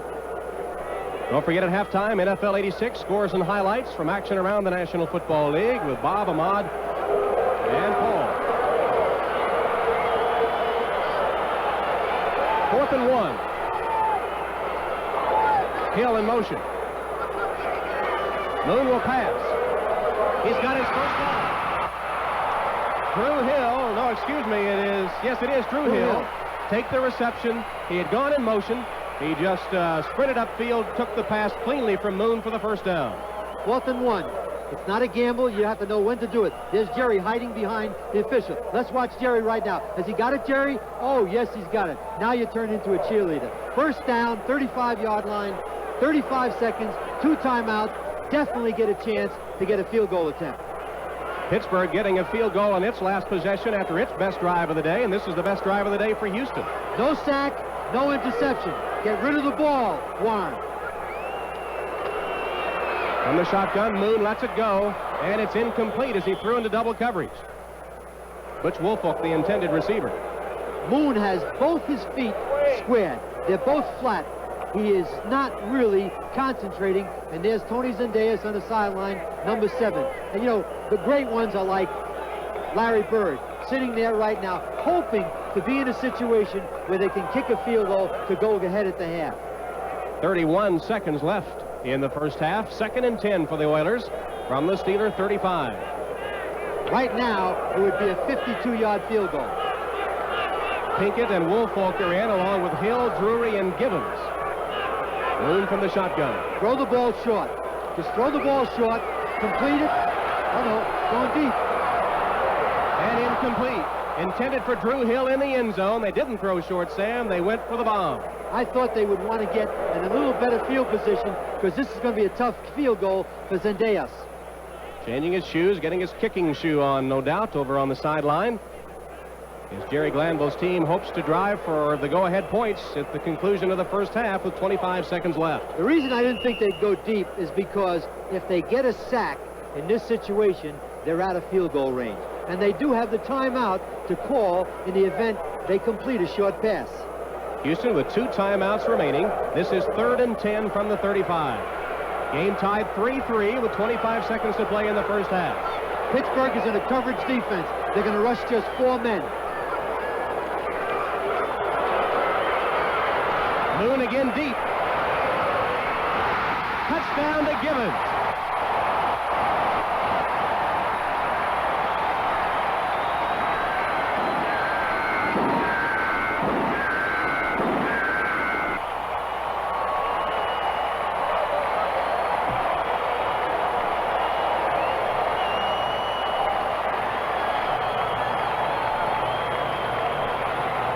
On the outside, see, Clayton has him short.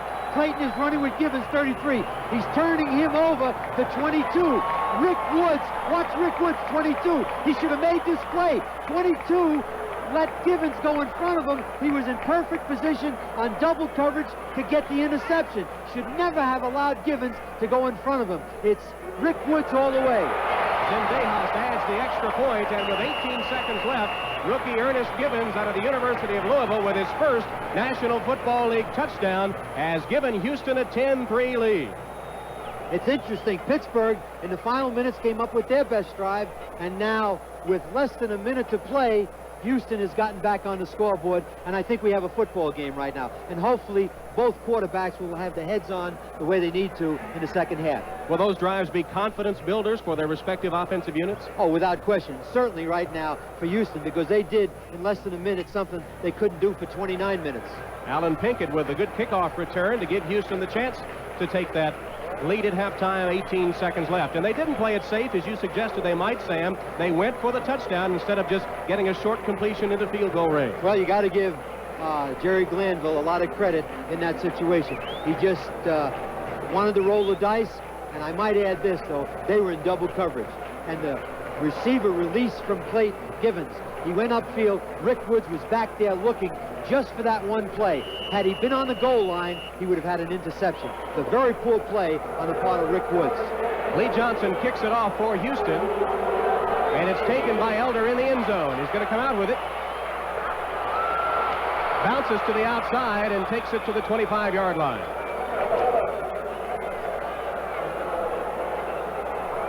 Clock stops with 12 seconds remaining in the first half. What will Pittsburgh do here now? Will they just play it safe and run the clock out? Sit on the ball, play it safe, and get out of here with the score 10-3, hopefully to come back in the second half. 35-yard pass, Moon to Gibbons for the clincher on the drive that was set up with a great kickoff return by Pinkett. So a couple of rookies, Pinkett and Gibbons, figuring very prominently in that touchdown drive. The kickoff was the most important thing. The kickoff return put him in field position to throw the ball into the end zone. 5 defensive backs in for the Oilers, and Pittsburgh keeps it on the ground and will let the clock tick away. David Hughes stumbles forward for a few yards. Clock down to 2 seconds, 1 second, and that's the end of the first half. So the two teams mount scoring drives right in the last couple of minutes of the half. Pittsburgh gets on the board with a field goal, but Houston, after the great kickoff return by Alan Pinkett, comes right back to get the first touchdown of the game. A 35-yard pass from Warren Moon to Givens, the rookie receiver from Louisville, who records his first pro touchdown to give the Oilers a 10-3 halftime lead. It's something that's haunted Pittsburgh thus far this year in a lot of categories, but they're really not covering punts or not covering kickoffs. As we watch Warren Moon in the shotgun formation, he lets the ball go. Watch 22 Pittsburgh. Now he's got to go in front of the receiver. Watch Givens now. He goes right in front and he makes the play. It's almost like rebounding in basketball. Should have never happened. They should have had an interception. So Houston leads 10-3. NFL halftime activities continue in a moment. We'll be right back after these messages from your local station. We're at halftime in the Astrodome with the Houston Oilers leading the Pittsburgh Steelers by a 10-3 count. And Sam Rutigliano, during that first half, we saw both offenses continue to make mistakes to take them out of good field position to prevent them from scoring. And all of a sudden, right before halftime, the Steelers had their best drive, resulted in a field goal, and Houston came back with its best drive, resulting in the go-ahead touchdown. What made them better toward the end of the half? Well, we're looking right now at the tape. Pinkett, this kickoff return resulted in the only touchdown of the game. And Pittsburgh notoriously has not covered very well in this situation. They can come back right now and hit the big play. The reason for that is that's why quarterbacks get paid as much as they do, Tom. They were able to be effective. They hit a couple of third down passes. They got a couple of first downs. They felt a little bit more comfortable within the framework of their offenses. And hopefully that'll happen in the second half. And of course the touchdown to Givens was the big play of the first half, because now Houston's ahead 10-3. Take a look at that pass from Moon to the rookie Givens. The rookie Pinkett had set it up, and here's the clincher. See, Clayton right now has the short zone. 81 is going to the top of the screen right now. Rick Woods has to go in front. A defensive back never protects the end zone. He protects the goal line. He should have been in front. The ball had enough of a trajectory on. The defensive back in the back end of that coverage right now, Rick Woods in that case, waits for that play. It should have never happened. Should have been an interception. So do you think that perhaps in the second half then the two offenses will have a little more confidence and perhaps can begin to generate some really good drives, which they were unable to do in the first half, as you'll see reflected in the first half stats? That's right. Both teams, Tom, are going to continue to try to run the ball, but maybe in the second half they might be able to hit a few more critical passes. Obviously, Mark Malone is at a disadvantage because Louis Lips and John Stallworth did not play today. Lips was not able to suit. He suited up. He was not able to play because of a hamstring pull, and John Stallworth was hurt in the early moments of the fourth quarter. See the first half stats. Neither team getting much done offensively, and Louis Lips with a hamstring pull. He had been bothered with a hamstring pull in his left leg. Then on Thursday in practice, he pulled a hamstring in the right leg. He warmed up today before the game and then told Coach Chuck Knoll that he could not go, so he has not played in the game. Pittsburgh will kick it off. Anderson puts the boot underway, and it's taken by Pinkett. And he starts to come out with it, and then Willie Drury tells him, no, stay back in the end zone. Pinkett, of course, with that 47-yard return to ignite the Oilers right before the half. There's a flag on the play. Willie Drury looked like his agent, wanted to keep him back in that end zone.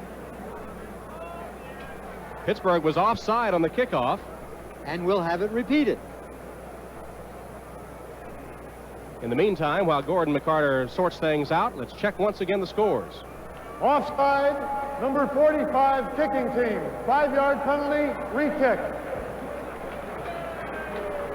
And as you look at the scores, we'll tell you that Stallworth and Turk, starting wide receiver and center respectively for the Steelers, injured in the first half, will not return in the second half of play. And it's going to hurt with Dan Turk, because on the field goal that Gary Ensign made, it was dribbled back there. It looked like it was on the ground the entire 7 yards. Anderson this time will kick from the 30-yard line after the penalty, and perhaps Pinkett again can get some running room for another good return. Yes, look to the right of the return, because Houston does a great job of double teaming the third man. It'll be Donnie Shell. And so look to the left of Gary Anderson and to the right of the return on the part of the Oilers. This will be Drury at the 5. Another flag down as he comes to the 25-yard line. Now I know why Willie Drury didn't want him to bring it out. He wanted to return the ball. Another penalty marker, and let's have a change here and have another penalty.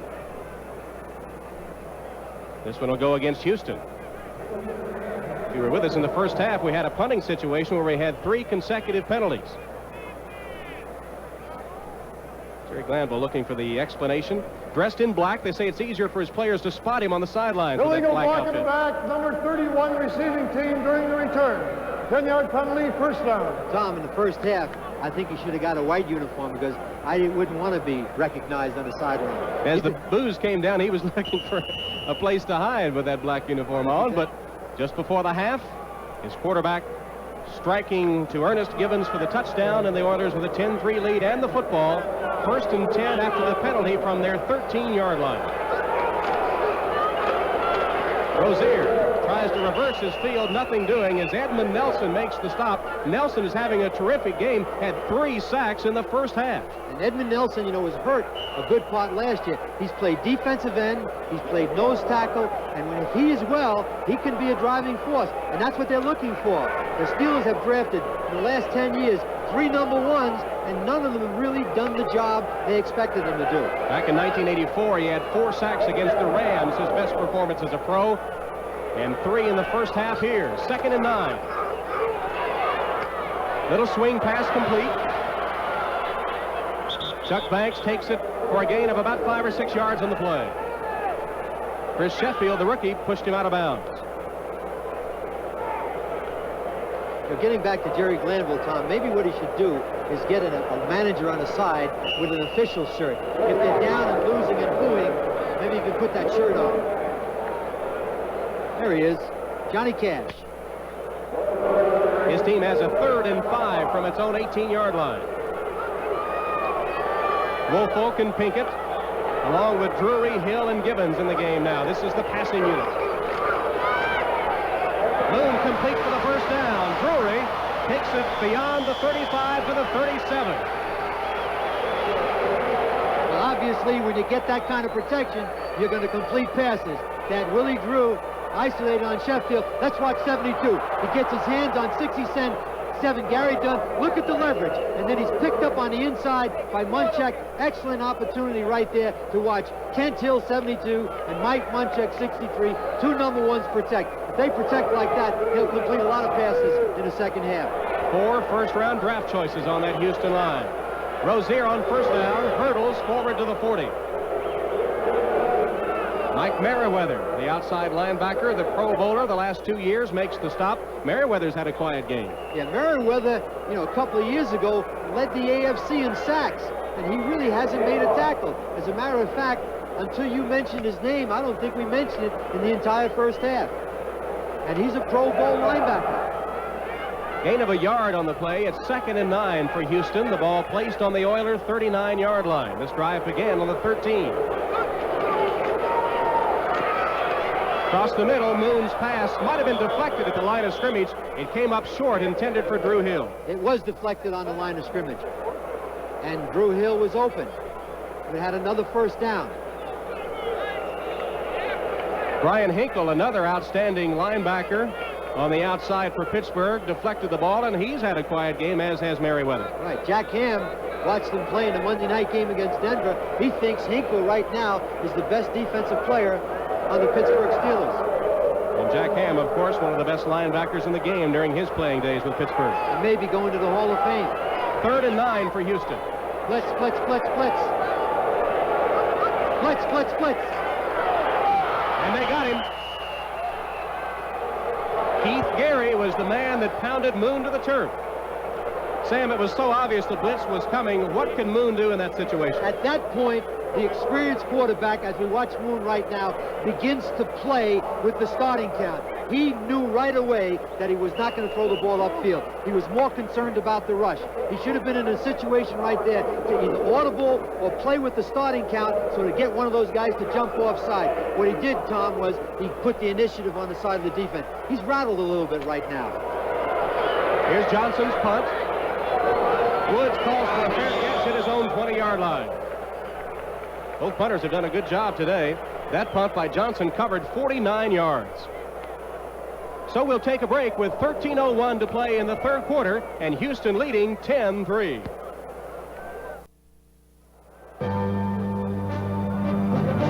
Today's game is brought to you by Mazda Cars and Trucks. The more you look, the more you like Mazda value. By Contel, big company communications for companies of all sizes. And by the U.S. Armed Forces. It's a great place to start. Tom Hammond and Sam Rutigliano from the Astrodome in Houston. The Oilers leading the Steelers 10-3 with 13:01 to play in the third quarter. Houston on its first possession of the half has just punted, and Pittsburgh will put it in play from its own 21-yard line.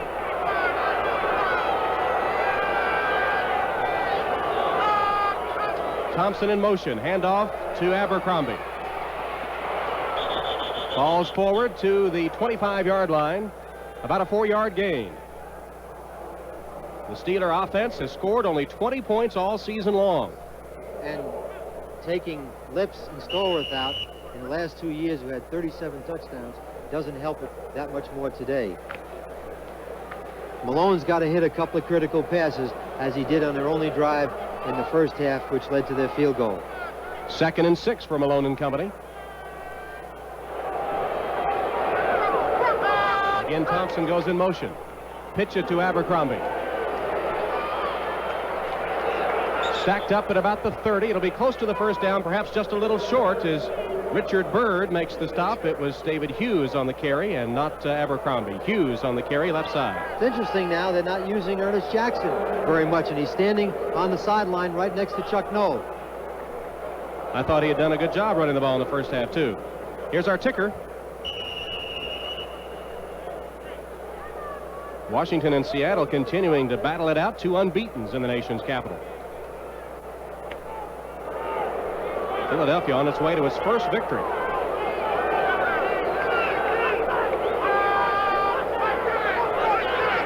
It will be a Pittsburgh first down on the carry by Hughes. Here's Hughes again. He's running well. He gets about 7 yards that time.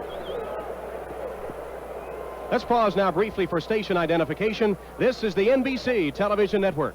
You're watching Channel 11, WPXI TV, Pittsburgh. Houston with a 10-3 lead over the Pittsburgh Steelers. 11:26 to play in the third quarter. The Houston Oilers with a 1-2 record coming in. The Steelers 0-3. They're going to have to throw the ball on this drive because they just can't continue to run it. They got a second down and less than 2 right now. Abercrombie has the Steeler first down. John Grimsley making the tackle. Grimsley, the third leading tackler on this Houston team, despite the fact that he comes off the bench, had 20 tackles coming into today's game.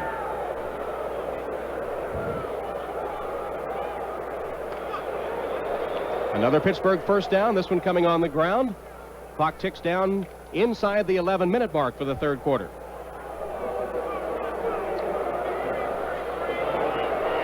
High formation in the backfield. The tailback gets the pitch. And Abercrombie comes to the 46-yard line before he's stacked up. Childress, one of the defensive ends, and nose tackle Mike Golick hanging on to bring him down. And there's Chuck Noll on the sideline right now. He's trying to get him to get the thing going. It's frustrating for him right now not having his 2 home run hitters. You can't continue to run the football because what's going to happen right now, Keith Bostic, the strong safety, is going to be right up on the line of scrimmage, and they're going to really crowd the Steelers. They're going to have to throw the ball in this drive. No passes yet from Malone on this drive, which began at the Pittsburgh 21. Malone flags down, dives forward, perhaps for the first down, but a penalty marker on the play. It's a bootleg by Mark Malone. He faked to both backs. He's got excellent speed, outstanding athlete, could have been a wide receiver, ran very well as a quarterback at Arizona State. In fact, did play wide receiver in his first game in the NFL, didn't he, against Seattle? That's right. Maybe had the longest touchdown. Be a holding call against the Steelers, which will nullify Malone's run. And as you look at it now, Tom, they had a first down on the 46-yard line of Houston. Holding, number 62, offense. 10-yard penalty, repeat second down. Tunchilkin with the starting right tackle. 7-year veteran from Indiana State, guilty of the holding call. Hurt them because they needed that drive. Now they're right where they don't want to be. They got 2nd down and long, and it's going to create a possibility of a 3rd down and long. Jerry Glanville, famous for the blitz. Will he blitz on 2nd and 18? 2nd and 18 right now, he won't blitz. If they pick up half of it, he'll do it on 3rd down. Right now, they're going to get back and cover it. Well, wait a minute now. They got a lot of people up on the line of scrimmage. It looks like they're going to come, Tom. Malone has time. It'll be complete for the 1st down. Complete to Calvin Sweeney. Patrick Allen covering on the play, but Malone stood in the pocket and delivered the 1st down strike. Excellent coverage on the part of Patrick Allen. Outstanding catch by Cal Sweeney. He had to stop and come back for the ball, and when you're going deep, that's a difficult thing to do. Let's watch Malone now as he drops back, fakes, has good protection. Now he relocates, sees 85. Now watch Sweeney come back. It's good coverage. Comes back and makes an outstanding catch. Patrick Allen, 29, is right on top of it. Got a 1st down on the 40-yard line of Houston. 24-yard gain, Sweeney's first reception of the season. Abercrombie gets outside. It's a gain of about 3 or 4 yards on the play. That may have been the biggest reception for Mark Malone at this point, to come back after 2nd down and long and get that 1st down. Now that missed field goal by Gary Anderson looms big, because another field goal right now puts him in a position to win the game 12-10. Anderson missed a field goal in the 1st half, his first miss after 10 straight in the Astrodome. 2nd and 5 for the Steelers from the Oiler 35-yard line. 9:15 to play 3rd quarter, with Houston leading Pittsburgh 10-3.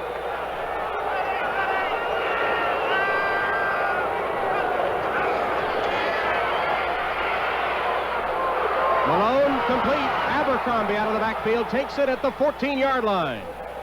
Robert Abraham, the linebacker, covering Abercrombie out of the backfield, but Malone was on target, and Abercrombie picks up the 1st down. Good protection. He sets back now. He's got a one-on-one. Abercrombie on 56. That's always a mismatch. Now watch him coming out of it. 34, 56. Cannot keep up with him. Finds it. Most important thing about that, good protection. 21-yard gain, and Pittsburgh has it at the Oiler 14 with a 1st down. This drive began on the Pittsburgh 21-yard line. They've steadily moved it downfield, their best offensive showing of the game. Malone for the end zone. Incomplete. Preston Gothard, the tight end, who almost never catches a pass, the intended receiver with Patrick Allen covering. He looks like he's going to be okay, but Patrick Allen went down. Patrick Allen, number 29, right in the middle of your screen. Malone didn't put enough air on that ball. See, he threw the ball too straight. He should have thrown the ball higher in the air and given his receiver an opportunity to get under it. Well, while they tend to Allen, we'll take a break with 9:06 to play in the 3rd quarter, and Houston leading Pittsburgh 10-3. Pittsburgh in the midst of its best drive of the afternoon. We've just seen Patrick Allen injured. How will that affect the Houston defense? Well, it's going to affect them right now, because look for Pittsburgh on 2nd down. Now they got to throw the ball twice. 2nd and 3rd down. Go after Richard Johnson, his replacement, who was a #1 draft choice last year from Wisconsin. All right, it's the 2nd down for the Pittsburgh Steelers from the 14-yard line of Houston. 2nd and 10. And some premature movement. It looked like a mix-up on the snap count. Remember, Randy Rasmussen is the reserve center who's in there, and looked like he really missed the snap count. Everyone else took off, and he didn't center the ball. False start. Offensive quarterback came out without the ball. 5-yard penalty. They always call the quarterback's number on that, but it's really the center's fault, isn't it? Right, and they continue to self-inflict with penalties. Right now, the last thing in the world they needed was to have a penalty down in there. Because right now, a touchdown gets them right back in the game. Step it off back to the 19-yard line and make it 2nd and 15 for Pittsburgh. They've scored only 2 touchdowns all season, 1 passing and 1 running. Got to be very careful here, Tom. Careful of a sack or an interception. Malone has a man out of the backfield. It's incomplete. He led him too far. Ehrenberg out of the backfield, the intended receiver, and he just put it too far out in front. He was just trying to get half of it, as we see Bo Easton And there's Mark Malone. Now he's got a tough throw. 3rd down and 19. He's got to protect the field goal. Got to make sure on this drive right now that they don't come out with nothing. They've got to get Anderson in there because a field goal puts them that much closer. So do you call a safe sort of pass or perhaps a running play here? Well, right now I would get involved in a safe pass. Maybe go with Weegie Thompson one-on-one with Steve Brown. Thompson is wide to the right on 3rd and 15. Malone for the end zone. Pittsburgh touchdown. Patrick Allen out of the game. And Calvin Sweeney took advantage of it for the touchdown reception, beating Keith Bostic this time on the play. And so it did hurt them to have lost Patrick Allen, because Bostic is a strong safety and he's not a corner. Although in a nickel situation, he plays there at times. Outstanding play by Sweeney. Wasn't a great pass. Outstanding play on the part of the receiver, and we might have a tie football game. Gary Anderson is on to try to tie it up as Pittsburgh scores only its 3rd touchdown of the 1986 season. Extra point would tie it. Another bad snap, but Anderson gets it up and through. So the Pittsburgh Steelers, starting a drive from their own 21-yard line, tie the game at 10. With 8:57 to play in the 3rd quarter, Pittsburgh has tied it up, a 10-10 game, and Anderson is set to kick it off for the Steelers. Pinkett and Drury are deep for the Oilers.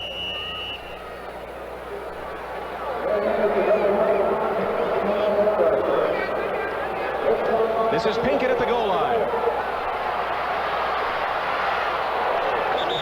And he's stopped at about the 16-yard line where Houston will have a 1st down. Let's look at the touchdown pass from Malone again, Sam. Again, Mark Malone has good protection. Drops back. He's looking around now. He's trying to find Sweeney. He lets it go. Not a great pass, but watch Sweeney jump right in front of Keith Bostic. Again, Bostic should have been defending the goal line and not be behind the receiver. And now we have a 10-10 score. Outstanding play on the part of Sweeney, but not well covered by Bostic. A similarity in coverage to the Houston touchdown right at the end of the 1st half. That's right. 1st and 10 from the 17 for the Houston Oilers. Play action pass. And it's complete for a 1st down with a penalty marker down. Drew Hill made the reception.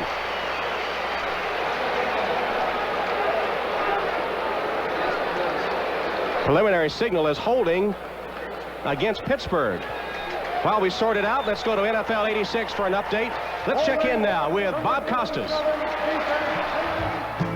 All right, Tom, you may recall that in Buffalo, Jim Kelly had to leave the game with a bruised left forearm in the 1st half. Well, he's back here in the 3rd quarter, and he completes a long Buffalo drive with his 14-yard connection to rookie running back Ronnie Harmon. The Bills take the lead over Kansas City, 14-10. Tom? And here at the Dome, we're 10-10 with 8:41 remaining in the 3rd quarter. That penalty was a holding call against the Steelers. It is declined by Houston, so the 20-yard reception by Drew Hill stands for the Oiler 1st down. And the cheers you heard as they threw the ball on 1st down. Houston has just seen Pittsburgh mount a drive, and now the Oilers try to answer. Moon going long. Gibbons can't get it. Gibbons should have made that play, Tom. He was one-on-one on the rookie, Chris Sheffield. Rookie against rookie. Watch it here. Moon, watch him now. He sets it up. Now it's a matter of concentration. Concentrate on the ball. Now watch Gibbons go up, concentrate on the ball, you see, and Sheffield did not get his hands in there. What you have to do is keep the upper part of your body still, particularly your head and eyes, and he would have made that play. If you look at it real closely, he took his eyes off the ball. 2nd and 10 for the Oilers from their own 37. Game tied at 10 with 8:26 remaining in the 3rd quarter. On the ground, Chuck Banks. Fumble. Pittsburgh's got it.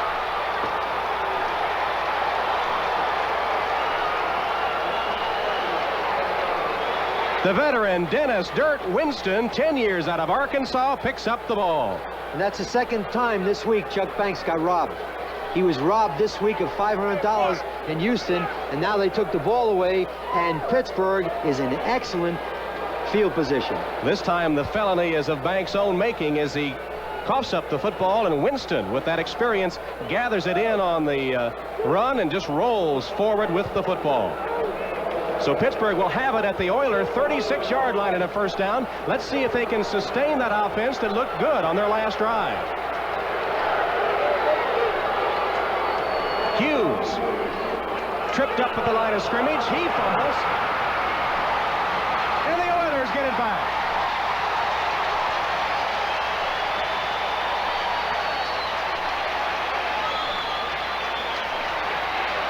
There's Bo Eason, who recovered the Houston fumble as the Steelers return the favor. The only similarity is they both wear number 36. Watch Hughes right now. Good field position. Take the ball, go up inside. He's tackled, and the ball is taken right out in the air. Richard Byrd, 71, would cause the fumble. And now Houston has the ball. So the Oilers will take over on their own 33 with a first down, and Larry Moriarty is making an appearance in the Houston lineup for the first time. Play action fake. Moon is in trouble. Gets rid of it, but it'll be a big loss on the play. Rozier made the reception, but he stopped back at about the 25-yard line. Keith Willis, the defensive end, putting the clamps on him. Well, it's a play-action pass, the same one he completed just before this. That's Merriweather, 57, and Chase does a good presence right now. Lay the ball off to Rozier, getting tremendous pressure. Now we're coming up from the outside. Donnie Shell and 55, Dirt Winston, makes the play. It's second down and long. Second and 19 to be exact. A 9-yard loss on the play. And the ball back at the 24 of Houston. Game tied at 10. 7.5 minutes to play third quarter. Again, a completion short. This one is to Moriarty. And he doesn't get much. The boos ring out throughout the Astrodome. It'll be third and long. And that's not the coach's fault. As we look at Jerry Glanville, it's up to Warren Moon to see a receiver upfield. He's pulling off the vertical throw upfield and playing it safe and laying it off to Larry Moriarty. Now he's faced with a difficult situation. They'll probably complete a pass, not get the first down, and have to punt the ball, because Pittsburgh should not gamble with a blitz in this situation. That last play lost a yard. It's third and 20. Pittsburgh's in zone coverage. Moon has time. He goes deep. Intercepted.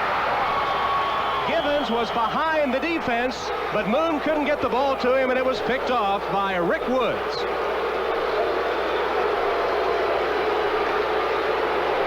Watch Rick Woods, 22 on the bottom of the screen. He's in his own defense. He just watches the quarterback's eyes. Quarterback throws the ball. He comes up. The ball is overthrown, and he makes the interception. When a defensive back is in zone coverage, 90% of his attention is on the quarterback, and he watches him deliver the ball. Sam, was it overthrown or underthrown? It looked like Gibbons was 5 yards behind the defense.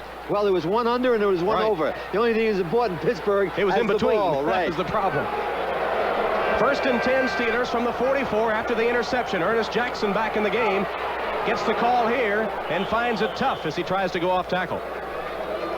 Richard Byrd, the defensive end, made the tackle along with John Grimsley. I was rather surprised that Chuck Noll played Hughes that much, because Jackson looked good in the first half. 8 rushes for 38 yards. Hughes, remember, fumbled on the last Pittsburgh possession. The sequence went like this: Houston fumbled, Pittsburgh fumbled, Houston threw an interception. Pittsburgh has it back. We said on the top that the giveaway takeaway was an important stat, and it's happening today. No one wants to win this game, Tom. Someone's going to lose it for somebody else. John Grimsley shaken up on the play, 3-year veteran, University of Kentucky, one of the strongest, perhaps the strongest linebacker against the run in the Houston defense. He was involved in that last tackle and walked slowly to the sideline. 2nd and 6 for the Steelers. The ball at their own 48-yard line, and the game tied at 10 with 6 minutes to go.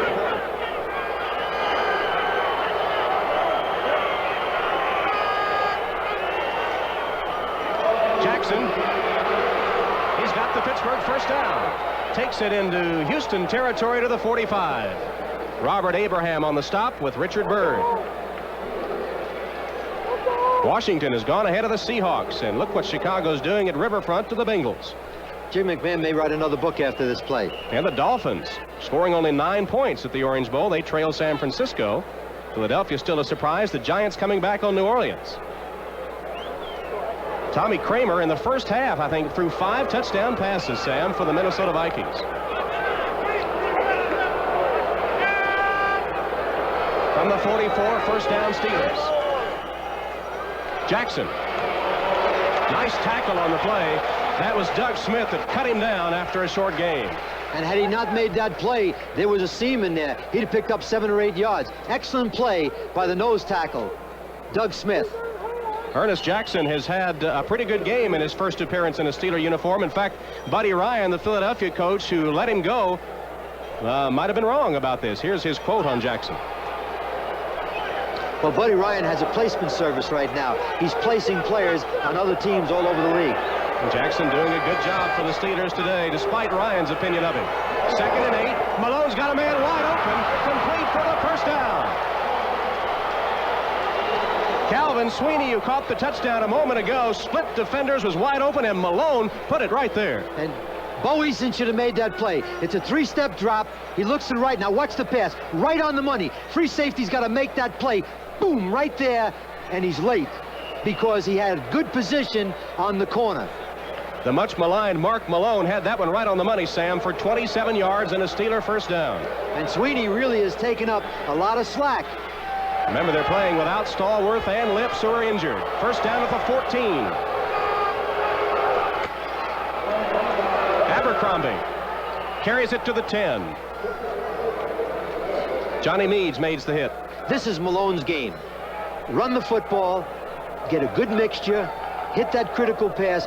This is what he does best. We said in the first half, he led the same football team, Tom, to the AFC Championship in 1984. And Chuck Noll is not going to quit on this young man. Confidence would seem to be critical for him. When he is lacking confidence, his game reflects it. When he gets a little confidence, as he appears to have now, he can be a good quarterback. Jackson. Can't get outside. Good defensive play. Robert Abraham, the inside backer, #1 tackler on this team, with help from his linebacking mate John Grimsley, making the stop. They lost a yard. It'll be 3rd and 8 from the 12. Clock inside 3 minutes in the third quarter, and the game tied at 10. They're going to go isolated to one receiver to the outside, because it's very important right now they kick the field goal. They can take the interception by Moon and go ahead now 13 to 10. Nickel defense in for Houston. Critical play. 3rd and 8 for the Steelers from the 12 of Houston.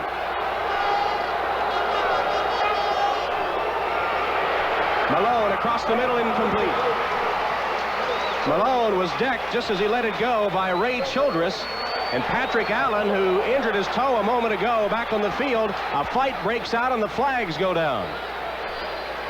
And it's against Pittsburgh, I think, if Doug Smith is an official.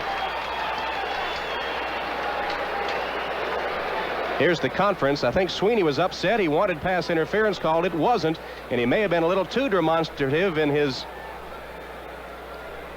lobbying for the call. Personal foul, unnecessary roughness, number 85 offense, after the incomplete pass. The down counts, 15 yards, 4th down. That pretty well sums it up. Here's what happened. Let's watch Sweeney now with Patrick Allen. He's to the inside. Now he's on target. The ball is almost there. It was just not there. There's really nothing happening right now. And what Sweeney should do is just go back to the huddle. Those Sam, 15 yards looked like kill Keith him. Bostic might have had a hand on his shoulder as the ball was coming in. Sweeney may have been right. It looked like Bostic may have had a hand on his shoulder. But the only thing at this point right now, Tom, is he puts his field goal kicker 15 yards back. Should have kept his mouth shut.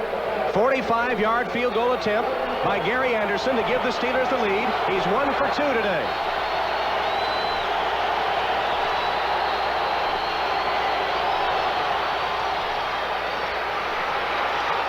And for the first time this season, Pittsburgh has a lead. Anderson's field goal puts the Steelers up 13-10. 2:23 remaining in the third quarter of play, and Pittsburgh on top for the first time. Tom Hammond and Sam Rutigliano at the Astrodome in Houston with 2:35 to play in the third quarter. The Steelers, for the first time this season, have gone on top of an opponent. That's also the most points that Pittsburgh has scored in a single game during the 1986 season. Let's get Chuck Noll on the sideline and see if we have a smile. He hasn't smiled in 4 weeks. He's been patient with his team, though, and perhaps it'll pay off today. Anderson kicks, and it'll be taken by Drury. About the 2. Gets to the outside. Chased out of bounds. Finally, at about the 35-yard line, Warren Seitz chases him out of bounds for Chuck Noll's team. Remember now, just before the half, a good kickoff return ignited the Oilers. Had a chance to smile, and they ran that kickoff back the way they did. Coaches never get a chance to smile, do they? It's always, even when you win, you start thinking about next week. 32 yards on the return. Houston begins from its own 34-yard line. Larry Moriarty playing with a separated shoulder in the game. He's at the fullback spot with Rozier, the tailback, in the I formation. Rozier, not much there. Fights forward for a yard or 2 as the boos ring out again. Jerry Glanville really is in between a rock and a hard place. He's concerned now about Moon throwing interceptions. He's got to get the running game going. But you know, Tom, you really got to give Moriarty a lot of credit. I don't think fans realize what it takes for a guy to go out there and play with a separated shoulder. You know, it takes a tremendous amount of courage in this kind of game, particularly now when he knows that his team needs him to win this game. 2nd and 9 for the Oilers. Moon across the middle, complete. It'll be close to the first down as Givens makes the reception. Donnie Shell, the veteran, covering on the play for Pittsburgh. It'll be a first down for the Oilers. San Francisco continuing to lead the Dolphins at the Orange Bowl. That's been a surprise. The Eagles finally see the Rams get on the board, but they have a big lead, and that's been a shocker as well. Detroit and Cleveland are knotted up. That's important to the AFC Central Division race, of course. This is Moriarty carrying straight ahead and met hard at the line of scrimmage. Falls forward for a couple of yards. Again, they run on first down, and the fans don't like it. Jerry told me before the game that they're going to try to stay with the game plan. And he doesn't care how much the fans boo. He's going to try to run the ball on first down to gain some control. Now, on second down, he's going to try to get to a 3rd down and 3 or less. So hit a critical pass or maybe get a 5 or 6 yard run. 2nd and 8 for the Oilers. Ball at the 47 of Houston. Pittsburgh leading 13-10. 23 seconds to play in the third quarter. Moon under pressure. Delivers it, knocked away at the last moment. Givens apparently had it for a moment, and then perhaps the defensive man raked the ball away. Should have made the catch, Tom. Givens has dropped too many passes today, and that happens to rookies. Sheffield was covering on the play. I thought he might have gotten a hand in there. Well, let's watch Moon right now. He sets the throw, throwing the inside pattern, moves to the inside. Let's take a look at the throw. There's Givens right now. Should have made the catch. 41 stripped the ball, but when you catch that football, you got to bring it into your third hand and make sure a guy doesn't come in and strip it like that. A key first down play inside Pittsburgh's 35-yard line. Receivers get paid to make those critical catches. 3 wide receivers to the left side for Warren Moon on 3rd and 8. Here comes the blitz from Pittsburgh. And almost intercepted by Sheffield. He had it and dropped it. Drury was behind him, but Moon under pressure, throwing off balance, off his front foot, couldn't deliver the ball in time. Well, good pass rush gets your interceptions. And 41, Chris Sheffield, should have made that play. Let's watch Moon now. Here they coming.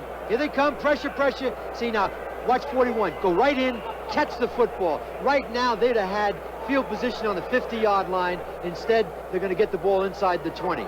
Mike Merriweather coming on the blitz, applying the pressure to Moon that time, and on 4th down, Johnson will punt it away. Woods calls for a fair catch, drops it, back into the end zone, and covered by Woods there.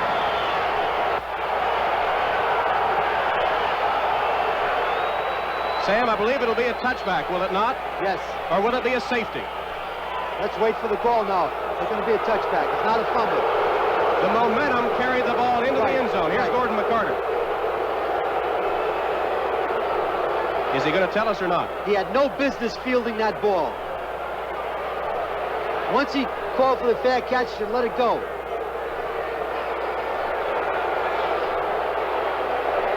The impetus from the kick, which made the ball become dead in the end zone, makes it a touchback. So that is the ruling. The momentum of the kick carried into the end zone, and it is a touchback. Watch Woods again. He should have just let it go anyway. He's got a fair catch now. Leave it alone. Right now, if he catches the ball, he's going to get tackled inside the 5-yard line. He should put his heels on the 10-yard line. Anything that goes over his head, fake the fair catch and let it go. I'm sure that's what his coach told him. Fortunate circumstance for the Steelers, who put it in play from their 20.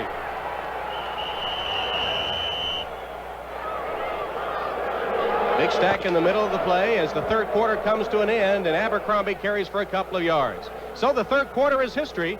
We have Pittsburgh leading 13-10, back after a word from your local station. Fourth quarter ready to unfold from the Astrodome. Tom Hammond, Sam Rutigliano, the Pittsburgh Steelers with a 13-10 lead over the Houston Oilers. And the Steelers with the football, 2nd and 7 from their own 23-yard line.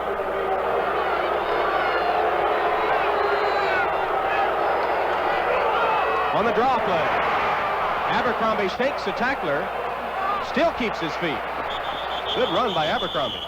Ran a lot of yards, but he didn't gain much ground. You got to run north and south in this league. East and west is from sideline to sideline. Doug Smith was the man that appeared to be wrapped around Abercrombie and about to take him down for a loss, but he was able to shake him off, and that 55 yards today is the most for a Steeler running back during the '86 season. He's halfway home from 100. What are they going to do when they have 100? They may call off the season. Abercrombie missed 2.5 weeks of the preseason with aseptic meningitis, but today having the best day that a Pittsburgh running back has had this year. 3rd and 6 for the Steelers. Malone's pass way off target. It'll go incomplete, intended for Weegee Thompson. Weegee Thompson blew it. Mark Malone wanted his body language. He wanted the receiver to break back to the inside, and he didn't do it. Malone is frustrated because he could have had a first down. Look how the Steelers are taking command of the stats as well as the score. Big thing right there is rushing yardage. 134 to 66, and that's what Mark Malone does best. That's the way he operates the best. 4th down, and Newsom is in to kick. Drury is deep for Houston. They put some pressure on Newsom. Drury calls for a fair catch and takes it at the 36-yard line. So the Houston defense, which entered the game as the best in the NFL, holds and gives the offense a chance to perhaps move down and get some points on the board. Pittsburgh leads by 3.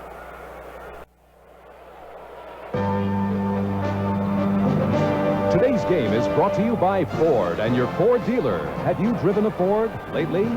By Budweiser, Beechwood aged for that clean, crisp taste. This Bud's for you. And by the makers of Prestone 2 Antifreeze. Don't push your luck.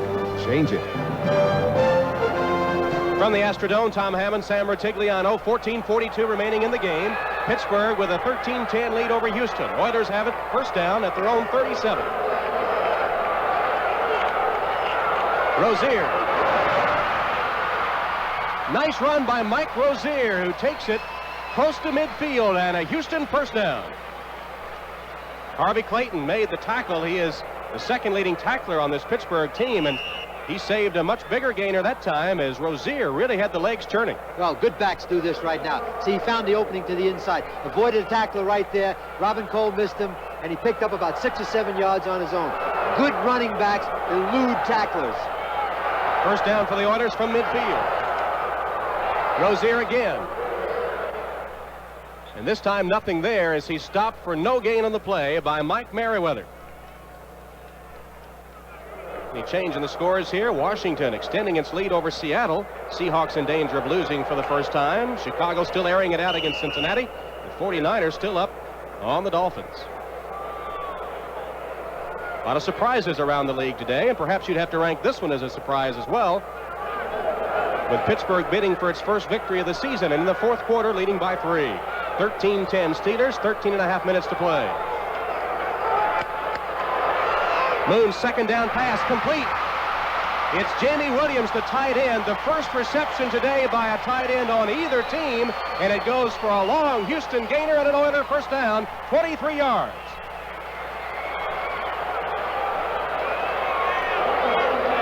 Moon's taking a short drop right now. He's going to find Jamie one-on-one right there with a linebacker, and he makes the catch. Linebacker was 56, Robin Cole. Anytime you get a tight end, Tom, one-on-one with a linebacker, the tight end should win. And that can help Moon, too, because he can see those short passes and doesn't have to worry about the protection breaking down. First down, Oilers at the Steeler 27. Moon rolling. Givens drops another one. That one right off his shoulder pad. Ernest Givens, the rookie, having a tough day despite the fact that he caught a touchdown pass earlier. And I'll tell you something. Donnie Shell could have had his 48th interception. Watch Donnie Shell at the bottom of your screen. Givens coming in a crossing pattern. Donnie Shell sitting there right now. Move up and make the play, and it bounces right off Givens' chest. I think that's the 34th drop. You know, you might think right now about Tim Smith, who averaged 60 receptions a year, sitting on a sideline. Because I tell you what, he will not drop the football. 2nd and 10 for the Oilers. There's Tim Smith, number 83, has a smile despite the fact he hadn't been in the game. He heard me, Tom. He must have a television set on the sideline. Oilers keep it on the ground and get nothing, maybe a loss in the play. Anthony Hinton in at a linebacker outside for the Steelers. Smelled that one out. Tom, 13-10. Don't take a sack. Don't throw an interception. Get an opportunity for Zendejas to come in here and tie this game up right now. Be very, very careful here. First down is fine, but don't turn the ball over or take a sack and push the field goal kick that much further back. So 3rd and 11, what do you call here? Safe pass. Ball at the 28-yard line of Pittsburgh. Steelers leading 13-10, 12 minutes remaining, 4th quarter. Get rid of the ball.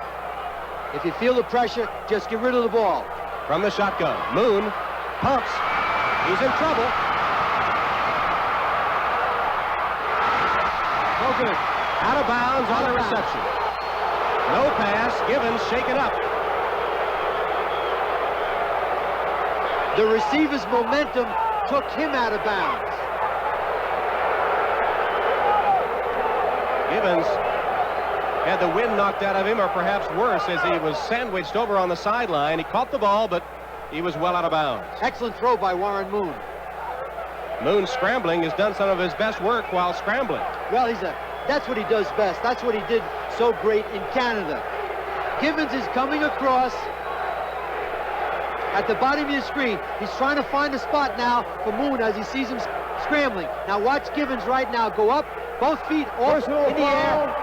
Roughing the passer, number 93 defense. Wow. Half the distance penalty, 14-yard line, first down. Well, meanwhile, while we were watching Givens, Warren Moon was being decked. And it is a penalty against the Steelers and a costly one for roughing the passer, and gives the Oilers a first down. That penalty is going to stare in Pittsburgh's face because it was a 3rd down play.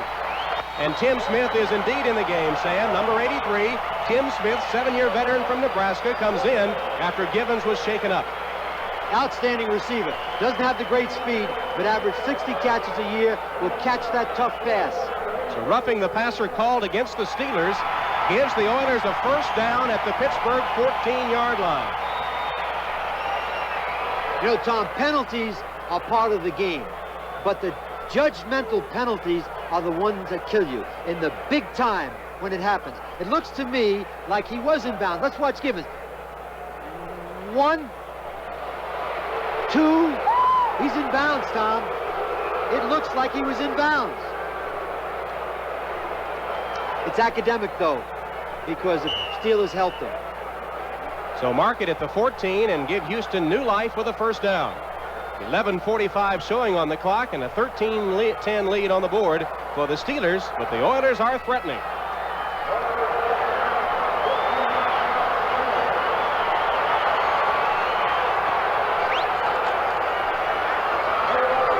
Moriarty gets the pitch and loses a yard on the play.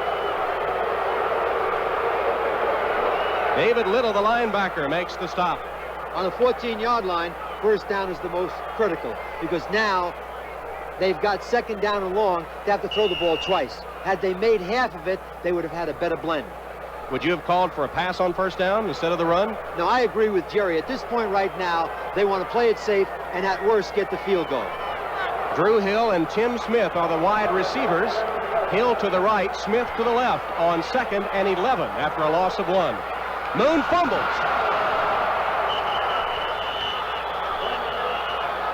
Ball will be marked down. I believe they're going to give it back to Houston. Boy, that was interesting. I think he was down, Tom. Ball was finally picked up by one of the Steelers, but it's ruled down and in the possession of Moon as he fumbled the snap. Usually the quarterback comes out a little too quick. He fumbled the snap. The ball is around. There's Moon right there now. The ball was blown dead. Ball was blown dead, even though the Steeler player came in and recovered it. Big play right now, because on 3rd down, they got to hold him. Then they'll come out of here at worst with a 13-13 tie. Ernest Givens is back in the game for the Houston Oilers on 3rd and 14 from the 18-yard line of Pittsburgh. Right now, the guy that I would go to is Drew Hill. Moon in the shotgun. Hill is wide to the right. Goes the other way and completes it. Pinkett takes it out of bounds at about the 12-yard line. They've got to kick the field goal. It'll be 4th down coming up for Houston. 4th and about 8 yards to go for the first down. So Zendejas checks in to attempt the field goal. This would tie it up with 10:05 remaining in the game. An important game for these two AFC Central Division rivals, even though it's early in the season. I said earlier that there's a lot of parity in the NFL, but there's charity in this division. Cleveland won it last year with an 8-8 record. 28-yard field goal attempt. Johnson, the holder.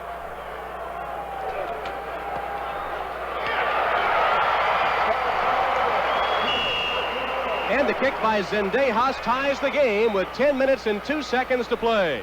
We've got a timeout at the Astrodome with the game tied at 13. We'll be right back. Lee Johnson tees the ball up, set to kick it off after the Oilers have kicked a tying field goal. 13-13. 10 minutes, 2 seconds to play from the Astrodome in Houston. Pittsburgh looking for its first victory of the season. Houston looking to even up at 2-2.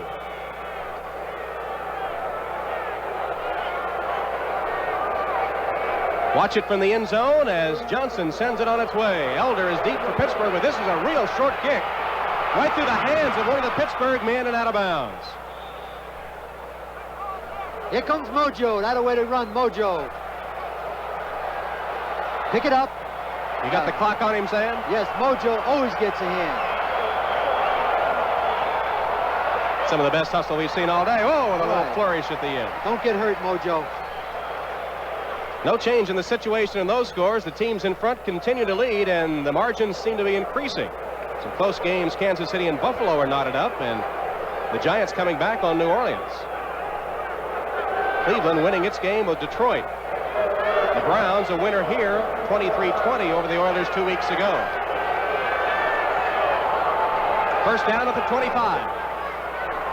Malone, deep. Too long. Good coverage by Patrick Allen and a lot of help from the free safety, Bo Eason, and that's where he belongs, on the deep throw in the middle. Sweeney streaking downfield. Here's how the quarterbacks have done today. Malone is 8 of 25, 1 TD, 1 interception. Moon 16 of 28 with 1 TD and 1 interception. They're both about the same, Tom. Unimpressive. Moon has completed more, but the results are pretty even. You can't win in this league unless you can put 24 points on the board every week. 2nd and 10 for the Steelers. 9:50 to play. Game tied at 13. Swing pass complete out of the backfield to Abercrombie. Lowers his head and pounds forward close to the first down. Going to pick it up, Tom. Excellent run by Abercrombie. He's having a good day today, both as a runner and a pass receiver. Meads and Donaldson combining on the stop for the Oilers, but not until Abercrombie picks up the first down. He's caught 4 balls for 48 yards today as the Steelers put it up for 2 downs in a row.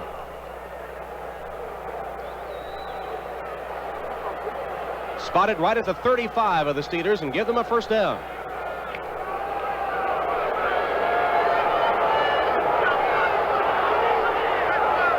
High formation in the backfield. Now they break it as Hughes goes on a wing, leaving Abercrombie as the only setback. Sweeney in motion. Abercrombie stops short of the 40. I think you're going to see them feature Abercrombie a great deal now on this final drive. And all good backs, Tom, as the game goes on, they become stronger. Clock ticks under 9.5 minutes. John Grimsley at the bottom of the stack that time for Houston. Gain of 4, it'll be 2nd and 6. Chuck Noll on the sideline looking for his first victory. He's the 7th winningest coach of all time in the National Football League. He's won over 60% of his games. Malone straight back. Knocked loose. Patrick Allen had his back turned on the play, but managed to get in the way, and it bounced off his back. Malone drops back right now. He's trying to get the ball to Ehrenberg, but he gets knocked down. He comes late and refocuses on Sweeney right there, but Patrick Allen is right in front, and that's the way it should be. You see, Bo Eason is behind, and Allen's in front. They got him double covered because what they're doing right now, Tom, is they're watching Malone, and he seems to be wanting to go only to Sweeney for obvious reasons. Allen turned around just at the last moment. The ball bounced off his headgear. It's 3rd and 6 for Pittsburgh. Ehrenberg into the game, replacing Abercrombie, number 24 for Pittsburgh. Malone's pass complete. Sweeney, first down reception all the way to the 45 of Houston. Sweeney's the man. Alan Lyday finally makes the stop. Steve Brown came over to help out, but Sweeney's been the clutch receiver for Pittsburgh today. Have an injury, someone down on the Houston Oilers. Let's hope it's not too serious. Doug Smith, perhaps, is the injured player. He is, and he was hurt last week against Kansas City. So Pittsburgh advances into Houston territory, and they'll have the ball with a first down when we come back. Game tied at 13. Sam, number 99, Doug Smith, was shaken up on the play. Can you see what happened? He's going into the pile right now. He's driving his helmet right into 85. It's coming off the pile. It looks to me, Tom, like he had his head down because he's lying on the right of the screen. And let's hope this is not too serious because he's lying on the ground flat right now. The only contact that I could see would be with the top part of his head. And as you know, right now, they want to be very careful with these type of injuries. There's Sweeney, number 85 on the sidelines. Got 4 catches, Tom? 4 catches for 88 yards. He was involved in that violent collision that injured Doug Smith, and Sweeney suffered a pinched nerve, but we're told he will return. I believe Doug Smith hurt his shoulder last week against Kansas City, and he might have re-injured it in this case. Stretcher is out for Doug Smith. Lowered his head. Anytime you see those head or neck injuries, it's scary. Very scary. Last Monday night, Tim Lewis tackling Willie Gault retired the following week.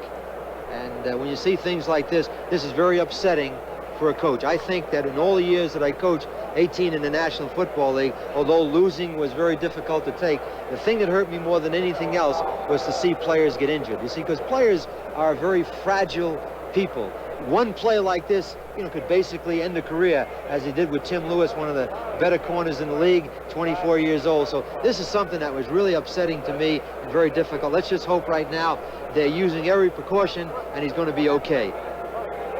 You become so close as members of a team, coach and players, that it's almost like a member of your own family, isn't it? Oh, without question. You could see it in the Monday night game when Tim Lewis was on the sideline.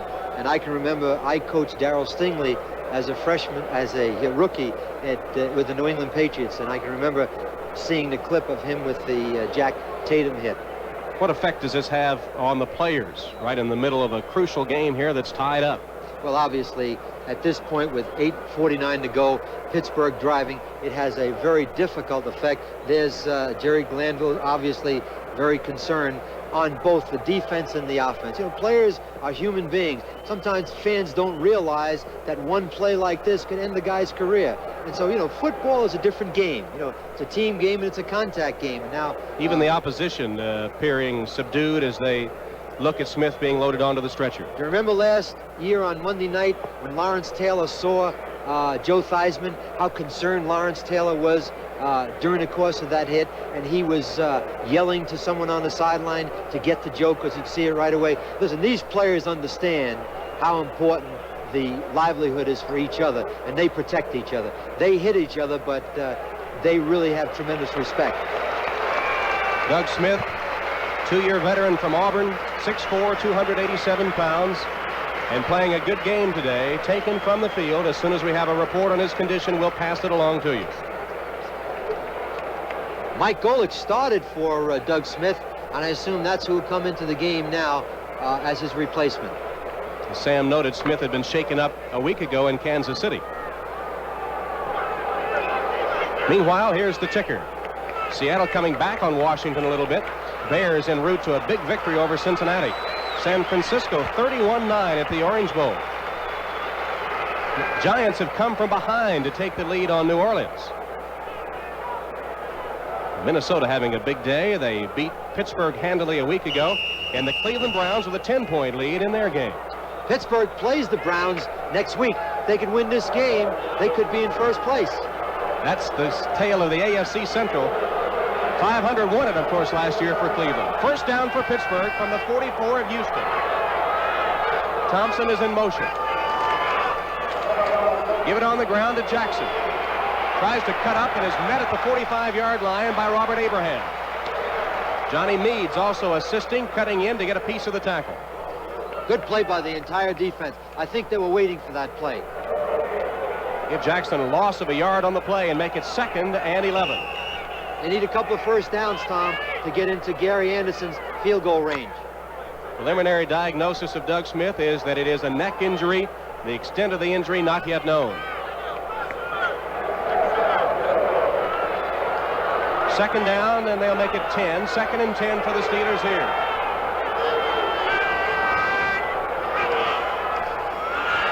Malone pumps. Oh, no. Lost it up. That was up for grabs. Got a handkerchief. As Ouija Thompson was going downfield, Steve Brown was there on the coverage, and as Sam said, there is a flag on the play. Poor throw, Tom. He was faking the slant inside to Ouija Thompson. Then he went on top. And he shouldn't have thrown the ball. But the Steelers will get a break because there is a penalty against Houston. So the poor throw by Malone doesn't matter because Houston will be penalized. You're not allowed to hit the receiver after he releases 5 yards off the line of scrimmage. Isn't it interesting right now? Now a crucial penalty on the part of the Oilers are going to give the Steelers a first down. Illegal contact, number 24 defense. 5-yard penalty, automatic first down. Steve Brown, who had his problems in coverage a week ago at Kansas City, guilty of the penalty here. The interesting thing about it, too, there was no way in the world that ball could have been caught. But the illegal chuck and contact was made before that happened. First down Steelers at the 39 of Houston. 13-13 game with 7:40 to play.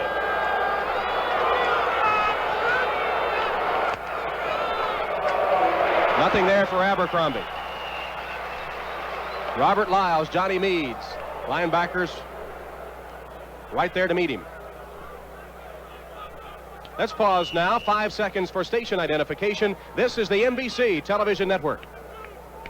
You're watching Channel 11, WPXI TV, Pittsburgh. 13-13 from the Astrodome. 7:13 to play in the game. Tom Hammond, Sam Rutigliano, Pittsburgh driving. 2nd and 10 at the Houston 39.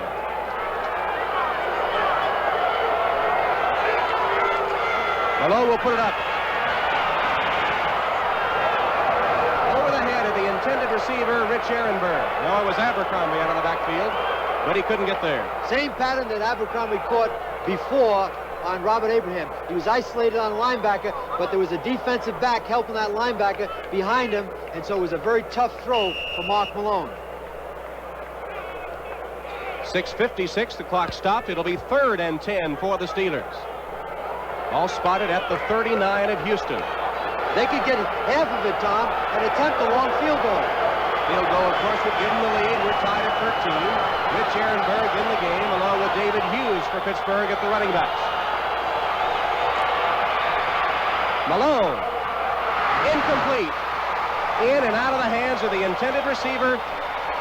And it'll set up a 4th down for Pittsburgh. A lot of drops in this game. Those are big, big plays. Watch Malone as he drops back. He's on Sweeney all the way. Watch Sweeney. He's being doubled, but he comes out of the double, he's open, he hits him, he's got to make that catch. It's a first down, and now they have to punt the football. Sweeney couldn't hang on, though, so it will be a punting situation. And Newsom is on to send it away. Nobody deep for Houston. They're just going to let it bounce as Newsom will try to hit the corner. There's a fake. And Houston was ready for it. They snapped it to Warren Seitz, who was in a blocking formation on the punt formation. Came right to Seitz. He tried the right side, but Houston was ready. That's an interesting call at this point. It's one in which I don't agree with. I think they should have punted the ball and kept Houston down inside the 20-yard line. Now they've given them excellent field position. They're on a 37-yard line. You had 6 minutes and 44 seconds to go. That is a questionable call on the part of Chuck Noll. So you saw Seitz, the short man on the punt formation, getting the snap, but unable to get the first down. Stay tuned now for the second half of our doubleheader. Most of you will see the Denver Broncos against the New England Patriots. And, of course, Bob Costas will have you up to date on all the scores at halftime. Be sure to check the local listings for the games in your area. First down, Oilers. Moon goes deep. Incomplete, too long. Drew Hill, the intended receiver. Tom, on that situation on the fake punt, usually when you're on a call like that and it looks like the defense is going to be up there and they're going to play it, you have a signal to call it off and go ahead and punt the ball. I don't know if that were the case. Warren Moon hit the deck as he delivered the ball that time. Keith Willis was having a little conversation with him as they sat on the turf. It'll be 2nd and 10 for the Oilers from their own 37. 13-13 tie, 6 minutes, 38 seconds remaining in the game. See the figures on Moon this afternoon. Pitch it to Rozier. Gains about 5 yards before he's taken out of bounds. Stops the clock, 6:32 showing. Rozier and Moriarty now head to the sidelines as the passing corps comes in. That means Woolfolk and Pinkett replace Moriarty and Rozier. This down will decide in reference to Chuck Noll's decision. If they don't make the first, then it really doesn't matter. But if they keep the ball and drive and kick a field goal, they could win this football game with Pittsburgh, because of the fake, giving them much better field position. 3rd and 7 for the Houston Oilers. Shotgun formation. 3rd down conversions today. Blitz could be coming. Here it comes. They're coming. They're coming. They're coming. They're coming. Moon goes deep. Incomplete. Moon read the blitz. He let it go deep. But perhaps to the wrong man. It looked like Willie Drury in the center of the field was perhaps open. But instead he tried to find Drew Hill. He was locked in on Drew Hill against Harvey Clayton. And the pressure did it. You see right now, he had to hurry to throw. He almost threw it like a softball pitcher. Clayton staying right with Drew Hill that time. Clayton, as we mentioned, has been the target of the enemy quarterbacks a lot this season, but right there on the coverage. When you get that kind of pressure, Tom, you can play corner in this league. You have to have both. You have to have good coverage, cause sacks, good pressure, cause interceptions. Johnson's punt bounces at the 2 and goes into the end zone for the touchback. Steelers will put it in play from their own 20 with 6 minutes and 15 seconds to play and the game tied at 13. Well, we mentioned to Sam that earlier in the week, Everett, the quarterback, the rookie who had been unsigned by Houston, was dealt to the Rams, who promptly signed him in a deal that sent Kent Hill and some draft choices, and along with Fuller, the defensive end, over to Houston. Do you think it was a good deal? Well, I think the important thing about it, Tom, is this. If Warren Moon is a viable quarterback in this league, then it was a good deal. If Warren Moon is not able to lead this football team, then it wasn't a good deal, because you can have all the choices you want. You've got to have a viable quarterback to win in the National Football League. First down for the Steelers. Malone after the fake takes it by himself. He's got running room. Mark Malone at midfield. Finally tackled at the 35. The longest run from scrimmage of the Pittsburgh Steelers this year. Mark Malone faked it one way, took it the other way for 45 yards. The reason for it, Tom, is everybody was locked into man coverage. There was nobody covering the quarterback. They didn't think he was going to run the ball. He faked the run right here, and he's wide open. Everybody's locked in. Now he finds a hole that looks like the Lincoln Tunnel, and he doesn't know what to do now. He doesn't know whether to hook slide or go to the outside. He falls down. They're on the 35-yard line, in excellent position with less than 6 minutes to go. That's the longest run of Malone's career, and it gives the Steelers a first down at the Oiler 35.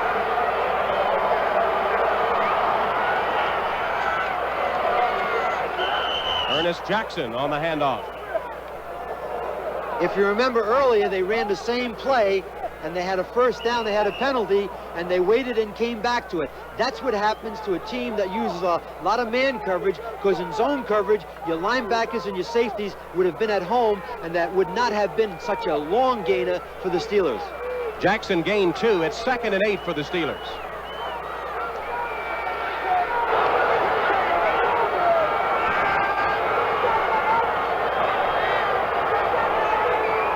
Malone again, hands off. Abercrombie trying to get the corner. Out of bounds, a couple of yards short of the first down. Patrick Allen bumped him out of bounds.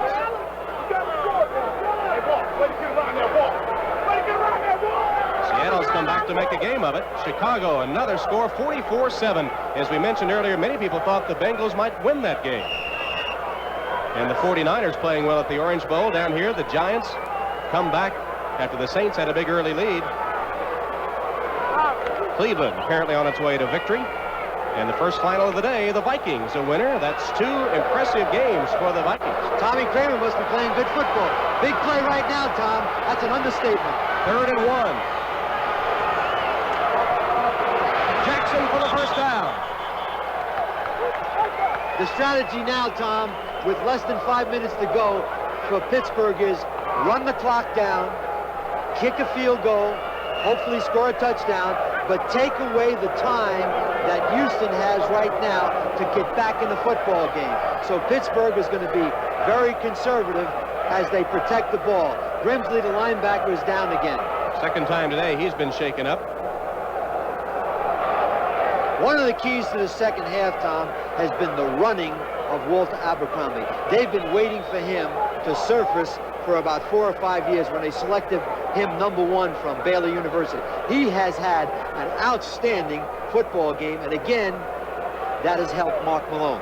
You said the Steelers would have to run to turn things around, and certainly the run has been more successful for them today and has helped Malone as it made Houston respect that running game and open things up a little bit for the passing game. Yes. They're doing it the old-fashioned way. They're earning it. You see the vast improvement in the rushing offense for the Steelers in today's game. And remember, they faced a defense in Houston that was the best in the National Football League coming into today's contest. Grimsley being helped from the field as the Steelers have racked up almost as many yards today as they had in the first 3 games combined. And I think Ernest Jackson, when he gets into the sync of this offense, is going to help them. Right now, Pittsburgh, excuse me, Tom, they have Cleveland next week, and then the following week they have Cincinnati. So the next 3 weeks is going to be very important for them to get back into the picture in the Central Division. Abercrombie has gained 66 yards today. Jackson has gained 55. Malone, of course, had 45 on that run a moment ago. They're playing without the injured Frank Pollard, Lewis Lips, and John Stallworth. They still have a chance here to perhaps pull out the victory. 1st and 10 from the Oiler 21. On the delayed handoff. Short gain on the play for Abercrombie. Richard Byrd, the defensive end, holding on to bring him to the turf. Clock ticks down inside 4 minutes. What you want to tell your backs right now, protect the ball, don't go out of bounds, stay in bounds, keep that clock running. They got 2 more downs, and then they got a field goal attempt. They could virtually eat up another minute or more on this drive. Have the guaranteed field goal by Gary Anderson on the sideline, and then with 2 minutes left to go, protect the 3-point lead. Game tied at 13, 2nd and 7 for the Steelers. Hughes and Ehrenberg in at running backs. Ehrenberg. Stopped at about the 15-yard line by Mike Golick. Exactly what they want right now. The clock is ticking. They're holding on the ball. Here comes the nickel defense. I would not be surprised on 3rd down now if Chuck Noll calls a run rather than to gamble or go for the pass. 3rd and 5 for Chuck Noll's team. Ball spotted at the 16 at Houston. 13-13 tie, 2:56 on the clock. And they've been frustrated, Tom, for 3 weeks. They haven't been able to use the best offensive weapon that they have in their kicker, Gary Anderson. They've converted 6 of 15 third down attempts today. Malone will put it up. Incomplete. Intended for Abercrombie. And the worst thing about that, Tom, it stops the clock. I said Abercrombie. Ehrenberg, the intended receiver.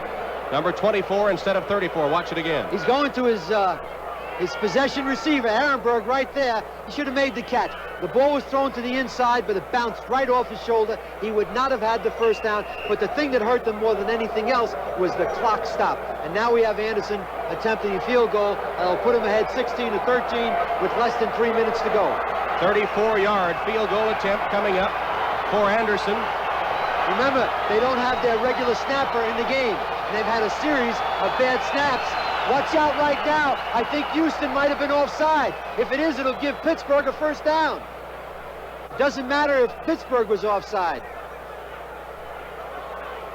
It could give Pittsburgh a first down. Encroachment, defense. Wow. It'll be close. They had 4th and 5. They'll step off the 5 yards, and we'll see if it gives Pittsburgh a first down. If it's 4th down and 1 inch, you still kick the field goal.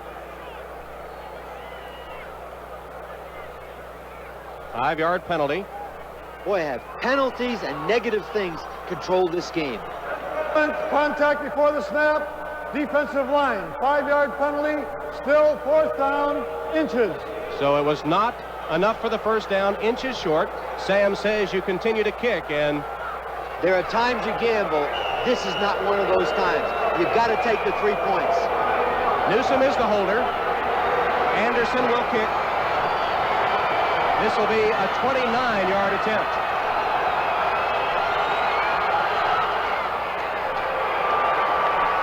And Pittsburgh has the lead.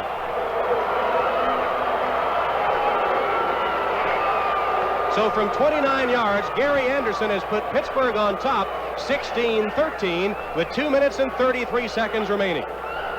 Now the character of your football team comes out. We'll see now what kind of character Houston has. They're down 16-13. They got 2 minutes and 33 seconds left to go. Have all their timeouts. They got to come back. And let's remember this, Tom, that Pittsburgh has not covered kickoffs very well this afternoon. Don't forget to stay tuned for the second half of the doubleheader. Most of you see New England at Denver. Some of you will see San Diego against the Raiders or the Jets at Indianapolis. That's coming up next on NBC.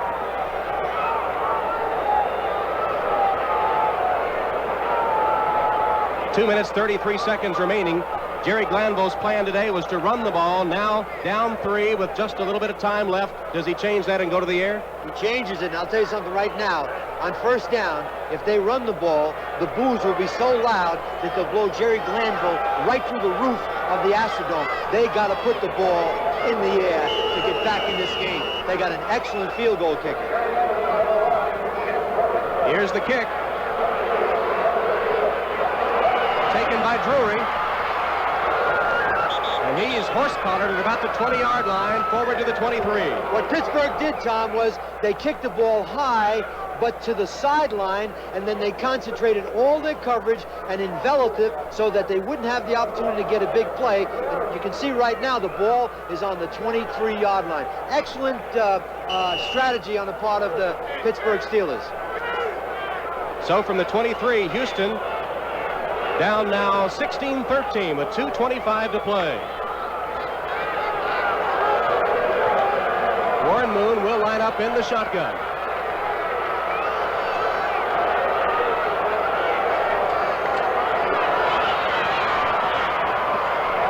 Incomplete. Intended for Drury at about the first down marker, but he was well covered. The pass incomplete. Should have made the play. Had both hands on the ball. Tough catch. Time of the game. Got to make those plays. 2nd and 10 coming up for the Oilers. Clock stopped at 2:20.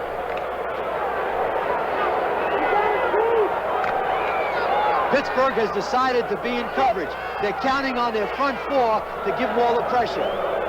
They're backing too deep, and they got 5 people underneath. Moon across the middle, complete to the 30-yard line. It's going to be 3 or 4 yards short of what was needed for the first Come on, down. no huddle. Get a play off before 2 minutes. Come on, Warren, get a play off before 2 minutes. Don't let the clock run down now. It's important that you get a play off. He's not going to do it. And there is the 2-minute warning. So they were not able to get the play off before the 2-minute warning. He should have called 2 plays in the huddle. Without question, that's the quarterback's fault. All right, we've got the 2-minute warning at the Astrodome in Houston, with the Pittsburgh Steelers leading the Houston Oilers 16-13. Sam Houston has 2 minutes to try to tie it or go ahead, and they're going to have to go to the air, but they've had a lot of drop passes today. That's really hurt them. What they're going to do right now, Tom, is they're not going to try to go deep and try to win this football game. They're going to exercise patience, obviously throw the ball, but they're going to try to get into field goal range for Tony Sindayas. The thing that they want to do right now is have Warren Moon throw an interception. Well, right now, to keep possession, they've got to pick up 2 yards for a first down. It's 3rd and 2 from the 31. What kind of play do you call here with 3rd and 2? Well, they're in the 4th-down area. They got to go for it on 4th down. I wouldn't be surprised if they ran the ball in this situation right now to get their first down. They have converted 7 of 16 third-down situations today. They have all 3 timeouts left. They're going to throw the ball to the outside, Tom. They're going to throw the ball at the bottom of the screen. Moon indeed throws that way and completes it to Gibbons for the Houston first down. Quick check of the scores now around the NFL as the finals begin to start to come in. Washington has handed the Seahawks their first defeat of the season. 2 other finals. Kansas City a winner at Buffalo. The Chiefs playing well. And Cleveland wins today.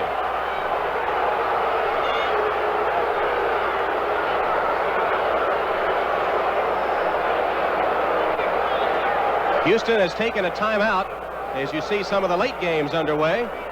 And we'll take a timeout as well. 1:43 left to play. Steelers lead by 3. Here's the first down play for the Oilers. Moon's got a man. Complete. First down, Oilers, as Drew Hill made the reception in Pittsburgh territory. That's the pass they needed to complete. Now they have plenty of time. Shotgun formation, good protection. Step up in the pocket, get in between the receivers. Key first down right now on the 46-yard line of Pittsburgh. Now they got a chance, Tom, to maybe win the game, but more importantly, go for the tie field goal to send this thing into overtime. 17-yard strike. Moon to Hill gives the Oilers a first down at the Steeler 46.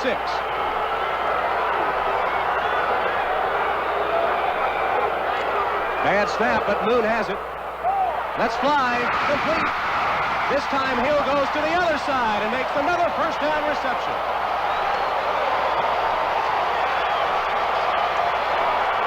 This one for 21 yards. He makes a great catch of the snap, but Donnie Elder goes in front. Watch him go in front, 37. He doesn't have good position, and of course, you know, Chris Sheffield was taken out of the game, and Elder just plays in nickel situation. Played that very poorly, and I was surprised, Tom, that he was one-on-one with Drew Hill with no protection. 1:33 to play. Oilers down by 3. First down at the Steeler 25-yard line.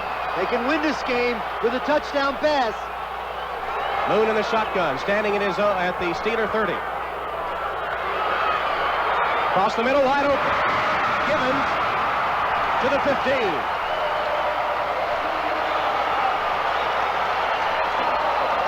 Oilers with 2 timeouts left, but the clock ticks down. Now 1:15. Houston ready to go. 2nd and 1. They got plenty of time. They got plenty of time. Moon complete again. Wolford takes it down to the 7-yard line. Clock stops at 1 minute on the Houston first down. This is the best Houston's looked all day. Moon is sharp. 6-yard line right now. 2 timeouts. 1 minute to play.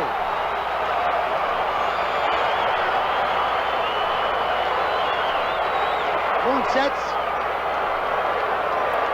This is Wolford's first catch.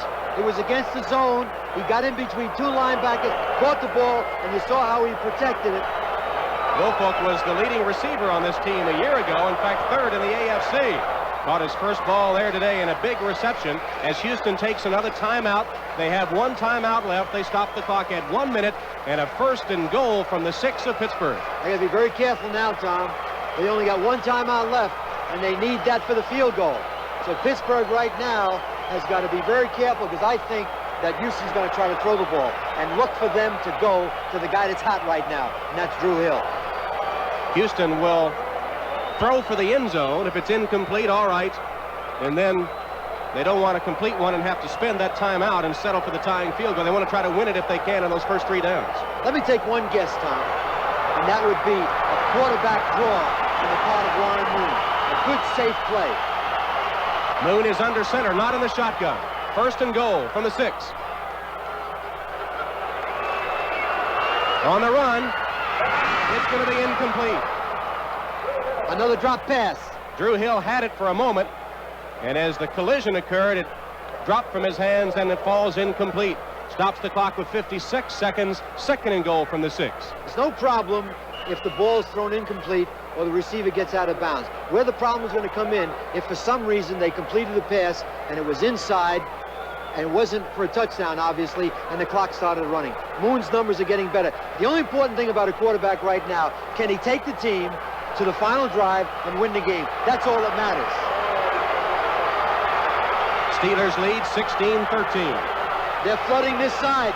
They're flooding the right side now with Givens and Hill. Moon, short of the end zone and incomplete. In and out of the hands of Jamie Williams, the tight end. It'll be 3rd and goal from the 6, 52 seconds left. Butch Woolfolk and Alan Pinker to come in the game. I think Pittsburgh are going to double the outside receivers, Hill and Givens, so look for Moon now to try to get the ball to Pinkert or Woolfolk, obviously in the end zone. Otherwise, we might be going into overtime. 52 seconds on the clock. 3-point lead on the board for the Steelers. The Oilers facing 3rd and goal from the 6. Hill is wide to the right. 3 wide receivers set left. Moon from the shotgun. Hit as he releases it. It'll go incomplete. You haven't heard Mike Merriweather's number today. And Mike Merriweather made the hit that forced him to throw the ball, and we may go into overtime. He's coming from the top of the screen. Nobody blocks him, and whoop, right there, and that caused an errant throw. So on 4th down and goal, Tony Zendejas is on to attempt the field goal. Somehow, some way, if he's unblocked, that means the quarterback has that linebacker, and he should have gotten rid of the ball. Maybe there was a mix-up because he didn't have an open receiver. Zendejas is 5 for 5 this season. This one will be a 29-yard attempt.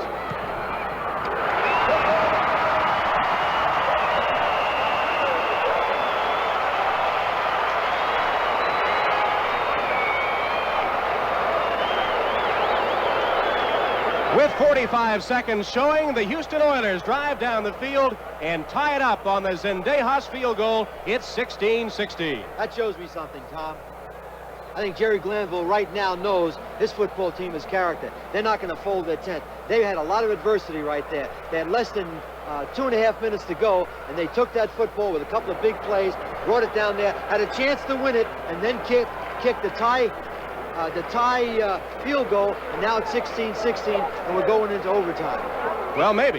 The Steelers will have a last chance. And what about the Pittsburgh frame of mind now? Here they saw a chance for their first victory of the season, perhaps go by the boards. They stand a chance of going into overtime now. Are they deflated as a team? Well, no, not right now, because I think they know it's their ball, and they still have a chance to win the game. 45 seconds left to go, and as you see the scores right there right now, 3 finals. Wow, Chicago 44-7 over Cincinnati. The return of McMahon obviously made a difference. 3 other final scores. This is the only early game still in progress. And Kansas City is now 3-1.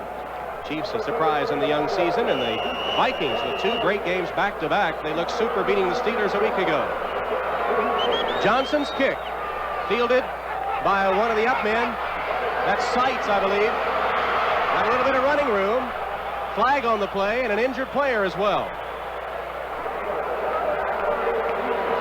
He's okay. Greg Carr number 91. He's a backup linebacker.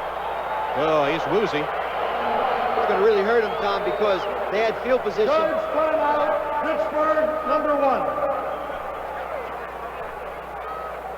Anytime you have an injured player in the final 2 minutes, you get charged the timeout. Pittsburgh still has 2 remaining. As you see the late games today, Denver breaks on top of New England. Atlanta, one of the surprise teams from the NFC, 7-3 over Tampa Bay. Half the distance penalty, first down. The penalty flag whistled against Pittsburgh. It'll back Mark Malone even further into his own territory with 40 seconds showing on the clock. Chuck Noll, Rich Ehrenberg behind him. Noll wants a final word with Malone. You gave me a first quarter report card on the 2 quarterbacks who have had their problems this season. Give us a fourth quarter report card on Moon and Malone. Well, I think that Moon now has stopped taking the sacks, and he seems to be a little bit more composed in the pocket. Malone, no question. Abercrombie's running with help from Jackson has given him the ability now to hit those critical passes. They're different quarterbacks in the second half as opposed to the way in which they played in the first half. And as the quarterbacks go, so go the offensive units. The 2 offensive teams markedly improved in the second half. Better be careful down here, Tom. Inside the 10-yard line, 40 seconds to go, I wouldn't put that thing up, because even if you throw a deep pass, if it's intercepted, they got a chance for Zendejas to line up and kick a field goal. I think they should settle right now for the who's going to win the toss. All right, we'll see if Chuck Noll plays it conservatively. 40 seconds left. Game tied at 16. First down, Steelers at their own 9-yard line. Keep it on the ground. Ernest Jackson takes it forward to the 15-yard line as the clock ticks down. Now inside 30 seconds. Practice the coin toss, because this baby is going into overtime. In fact, we don't have to run another play. 20 seconds on the play clock and only 15 on the game clock. So we're getting set for OT in the Astrodome.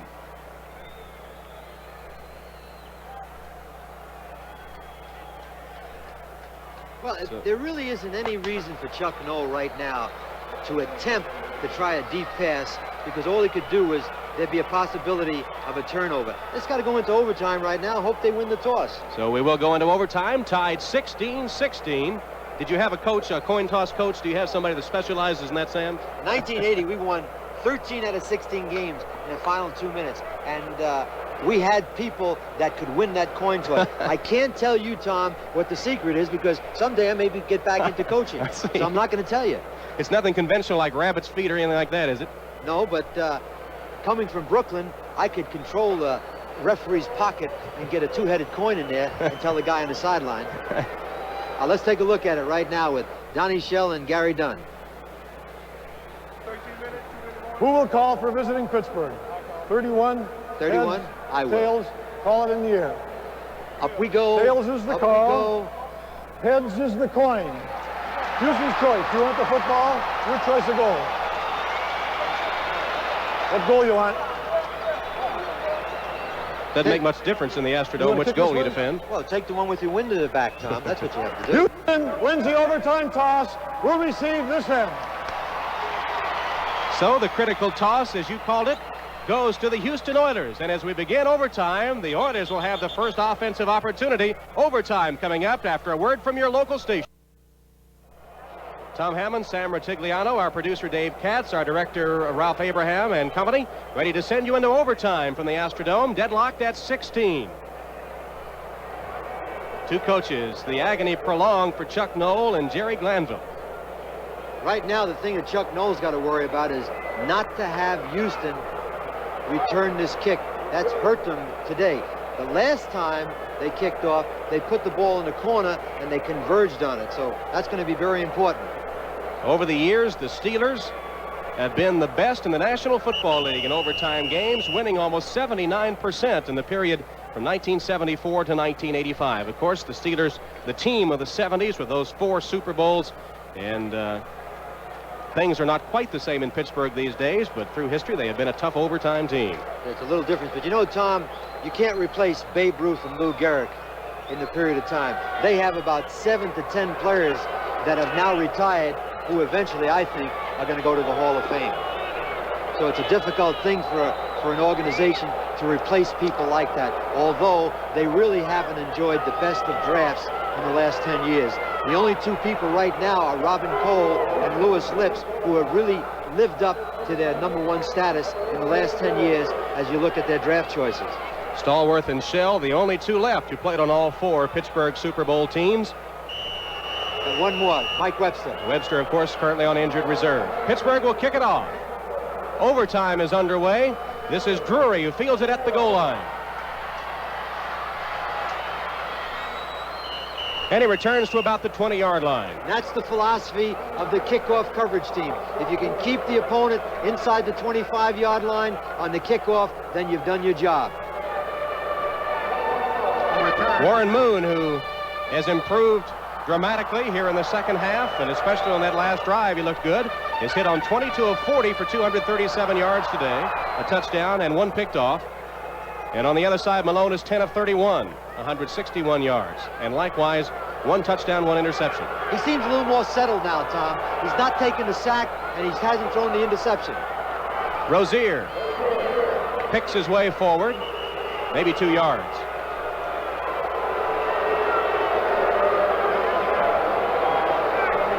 Second down coming up for the Oilers. What about the Oiler offensive plan here in overtime? Conservative, running the ball, or trying to go to the air and get a quick field goal position for Zendejas? Well, on the first down run inside your 20, it's not a conservative call. What they're going to do right now is try to throw the safe pass, get involved in a situation where they can be 3rd down, 3 to 4 to 5, which puts a lot of pressure on the defense. What they don't want to do right now is come up with a 2nd and 9 or a 3rd and long.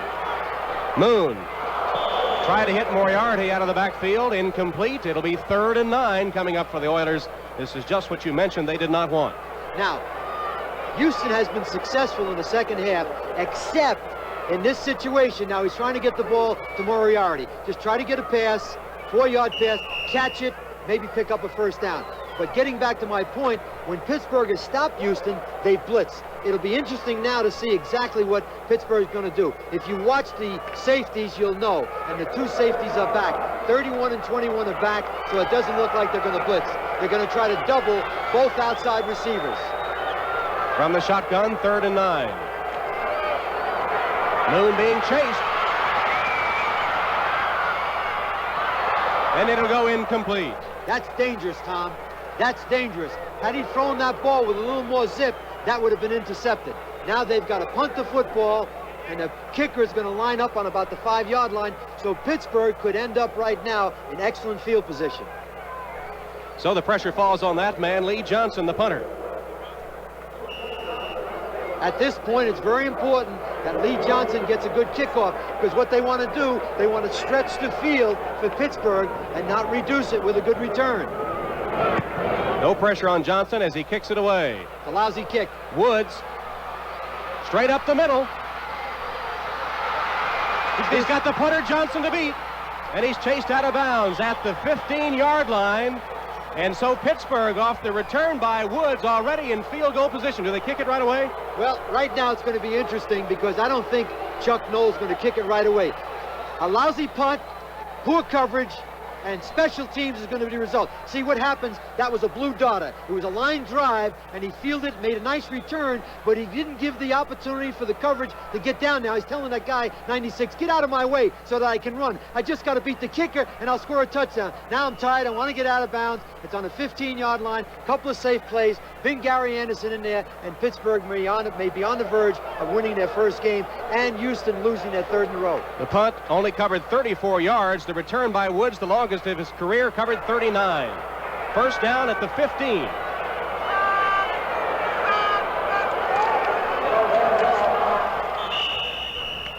Abercrombie hit hard as he comes to the line. Let's quickly check the late games in progress.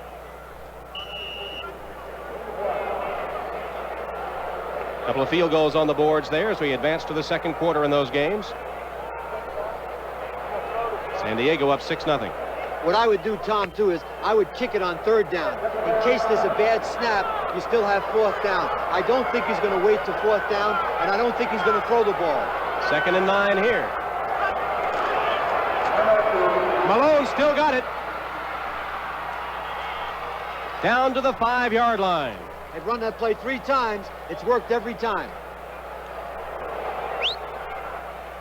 Fake to both backs. There's a linebacker on that side that should be controlling the play. 91, Robert Meade should contain that play. He looked to the inside, and he got faked out by Malone. Now they have a 1st down and goal on the 3-yard line, and they may try to bang it in. No sign yet of Anderson, the field goal kicker. It looks like Pittsburgh will indeed try to punch it across. Chuck Noll calls for a timeout in search of his first victory of the season. As he takes a timeout, we'll remind you, coming up next on these NBC stations, most of you will see the game between the defending AFC champion New England Patriots and the hot Denver Broncos already in progress. Some of you will see San Diego at Los Angeles or the New York Jets at Indianapolis. All coming up next in progress here on NBC. Tom, I've seen teams in situations like this where they had a bad snap, they fumble the ball, they lost possession. We're on a 3-yard line right now. You know what the percentage is of kicking an extra point. That's all they have to do right now to win the game. I don't think Chuck Noll is going to take any chances as he talks to Malone on the sideline. What he's saying to him right now is make sure that we don't have a fumble. He may try to move the ball in the middle of the field, but I think on the next down, second down, certainly by 3rd down, they're going to kick the field goal. Looks like Malone was doing much of the talking over there as Noll checks upstairs and now talking to Malone, and maybe they're discussing whether Anderson should come on, or Malone says, I got things under control, Coach. And Gary Anderson, the dramatics could have been taken out of this game because he missed the first field goal he attempted, but as all field goal kickers want to do right now, it's in the final play of the game. He's got a chance to go in there in the bottom of the 9th, kick a field goal, and win the game. 3 of 4 today and 13 of 14 for his career at the Astrodome. Psychologically right now, what the field goal kicker wants to do is just block everything out of his mind. He wants to picture himself right now, good snap, good hold, good rhythm, hit the meat of the ball, get the sweet spot, and kick the field goal. Don't get involved in any negative visions at all, because Houston will probably call a timeout. In the meantime, the Steelers are going to try to perhaps punch it across. I worry about things like that right now when I know full well the high percentage of just kicking what is equivalent to an extra point and win the game. Well, I'd say whoever scores, whether it's a field goal or whether it's a touchdown, is likely to be the MVP of this game. And there's the timeout called by Houston.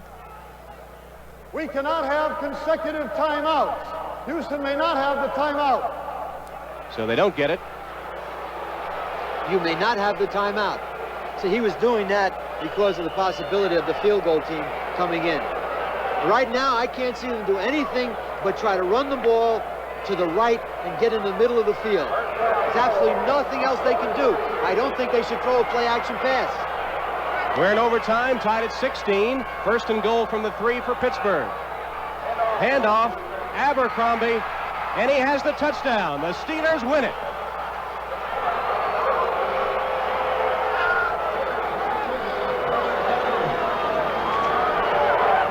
Tough game for either team to lose, but no question, Tom. Penalties, drop passes, and a lot of errors.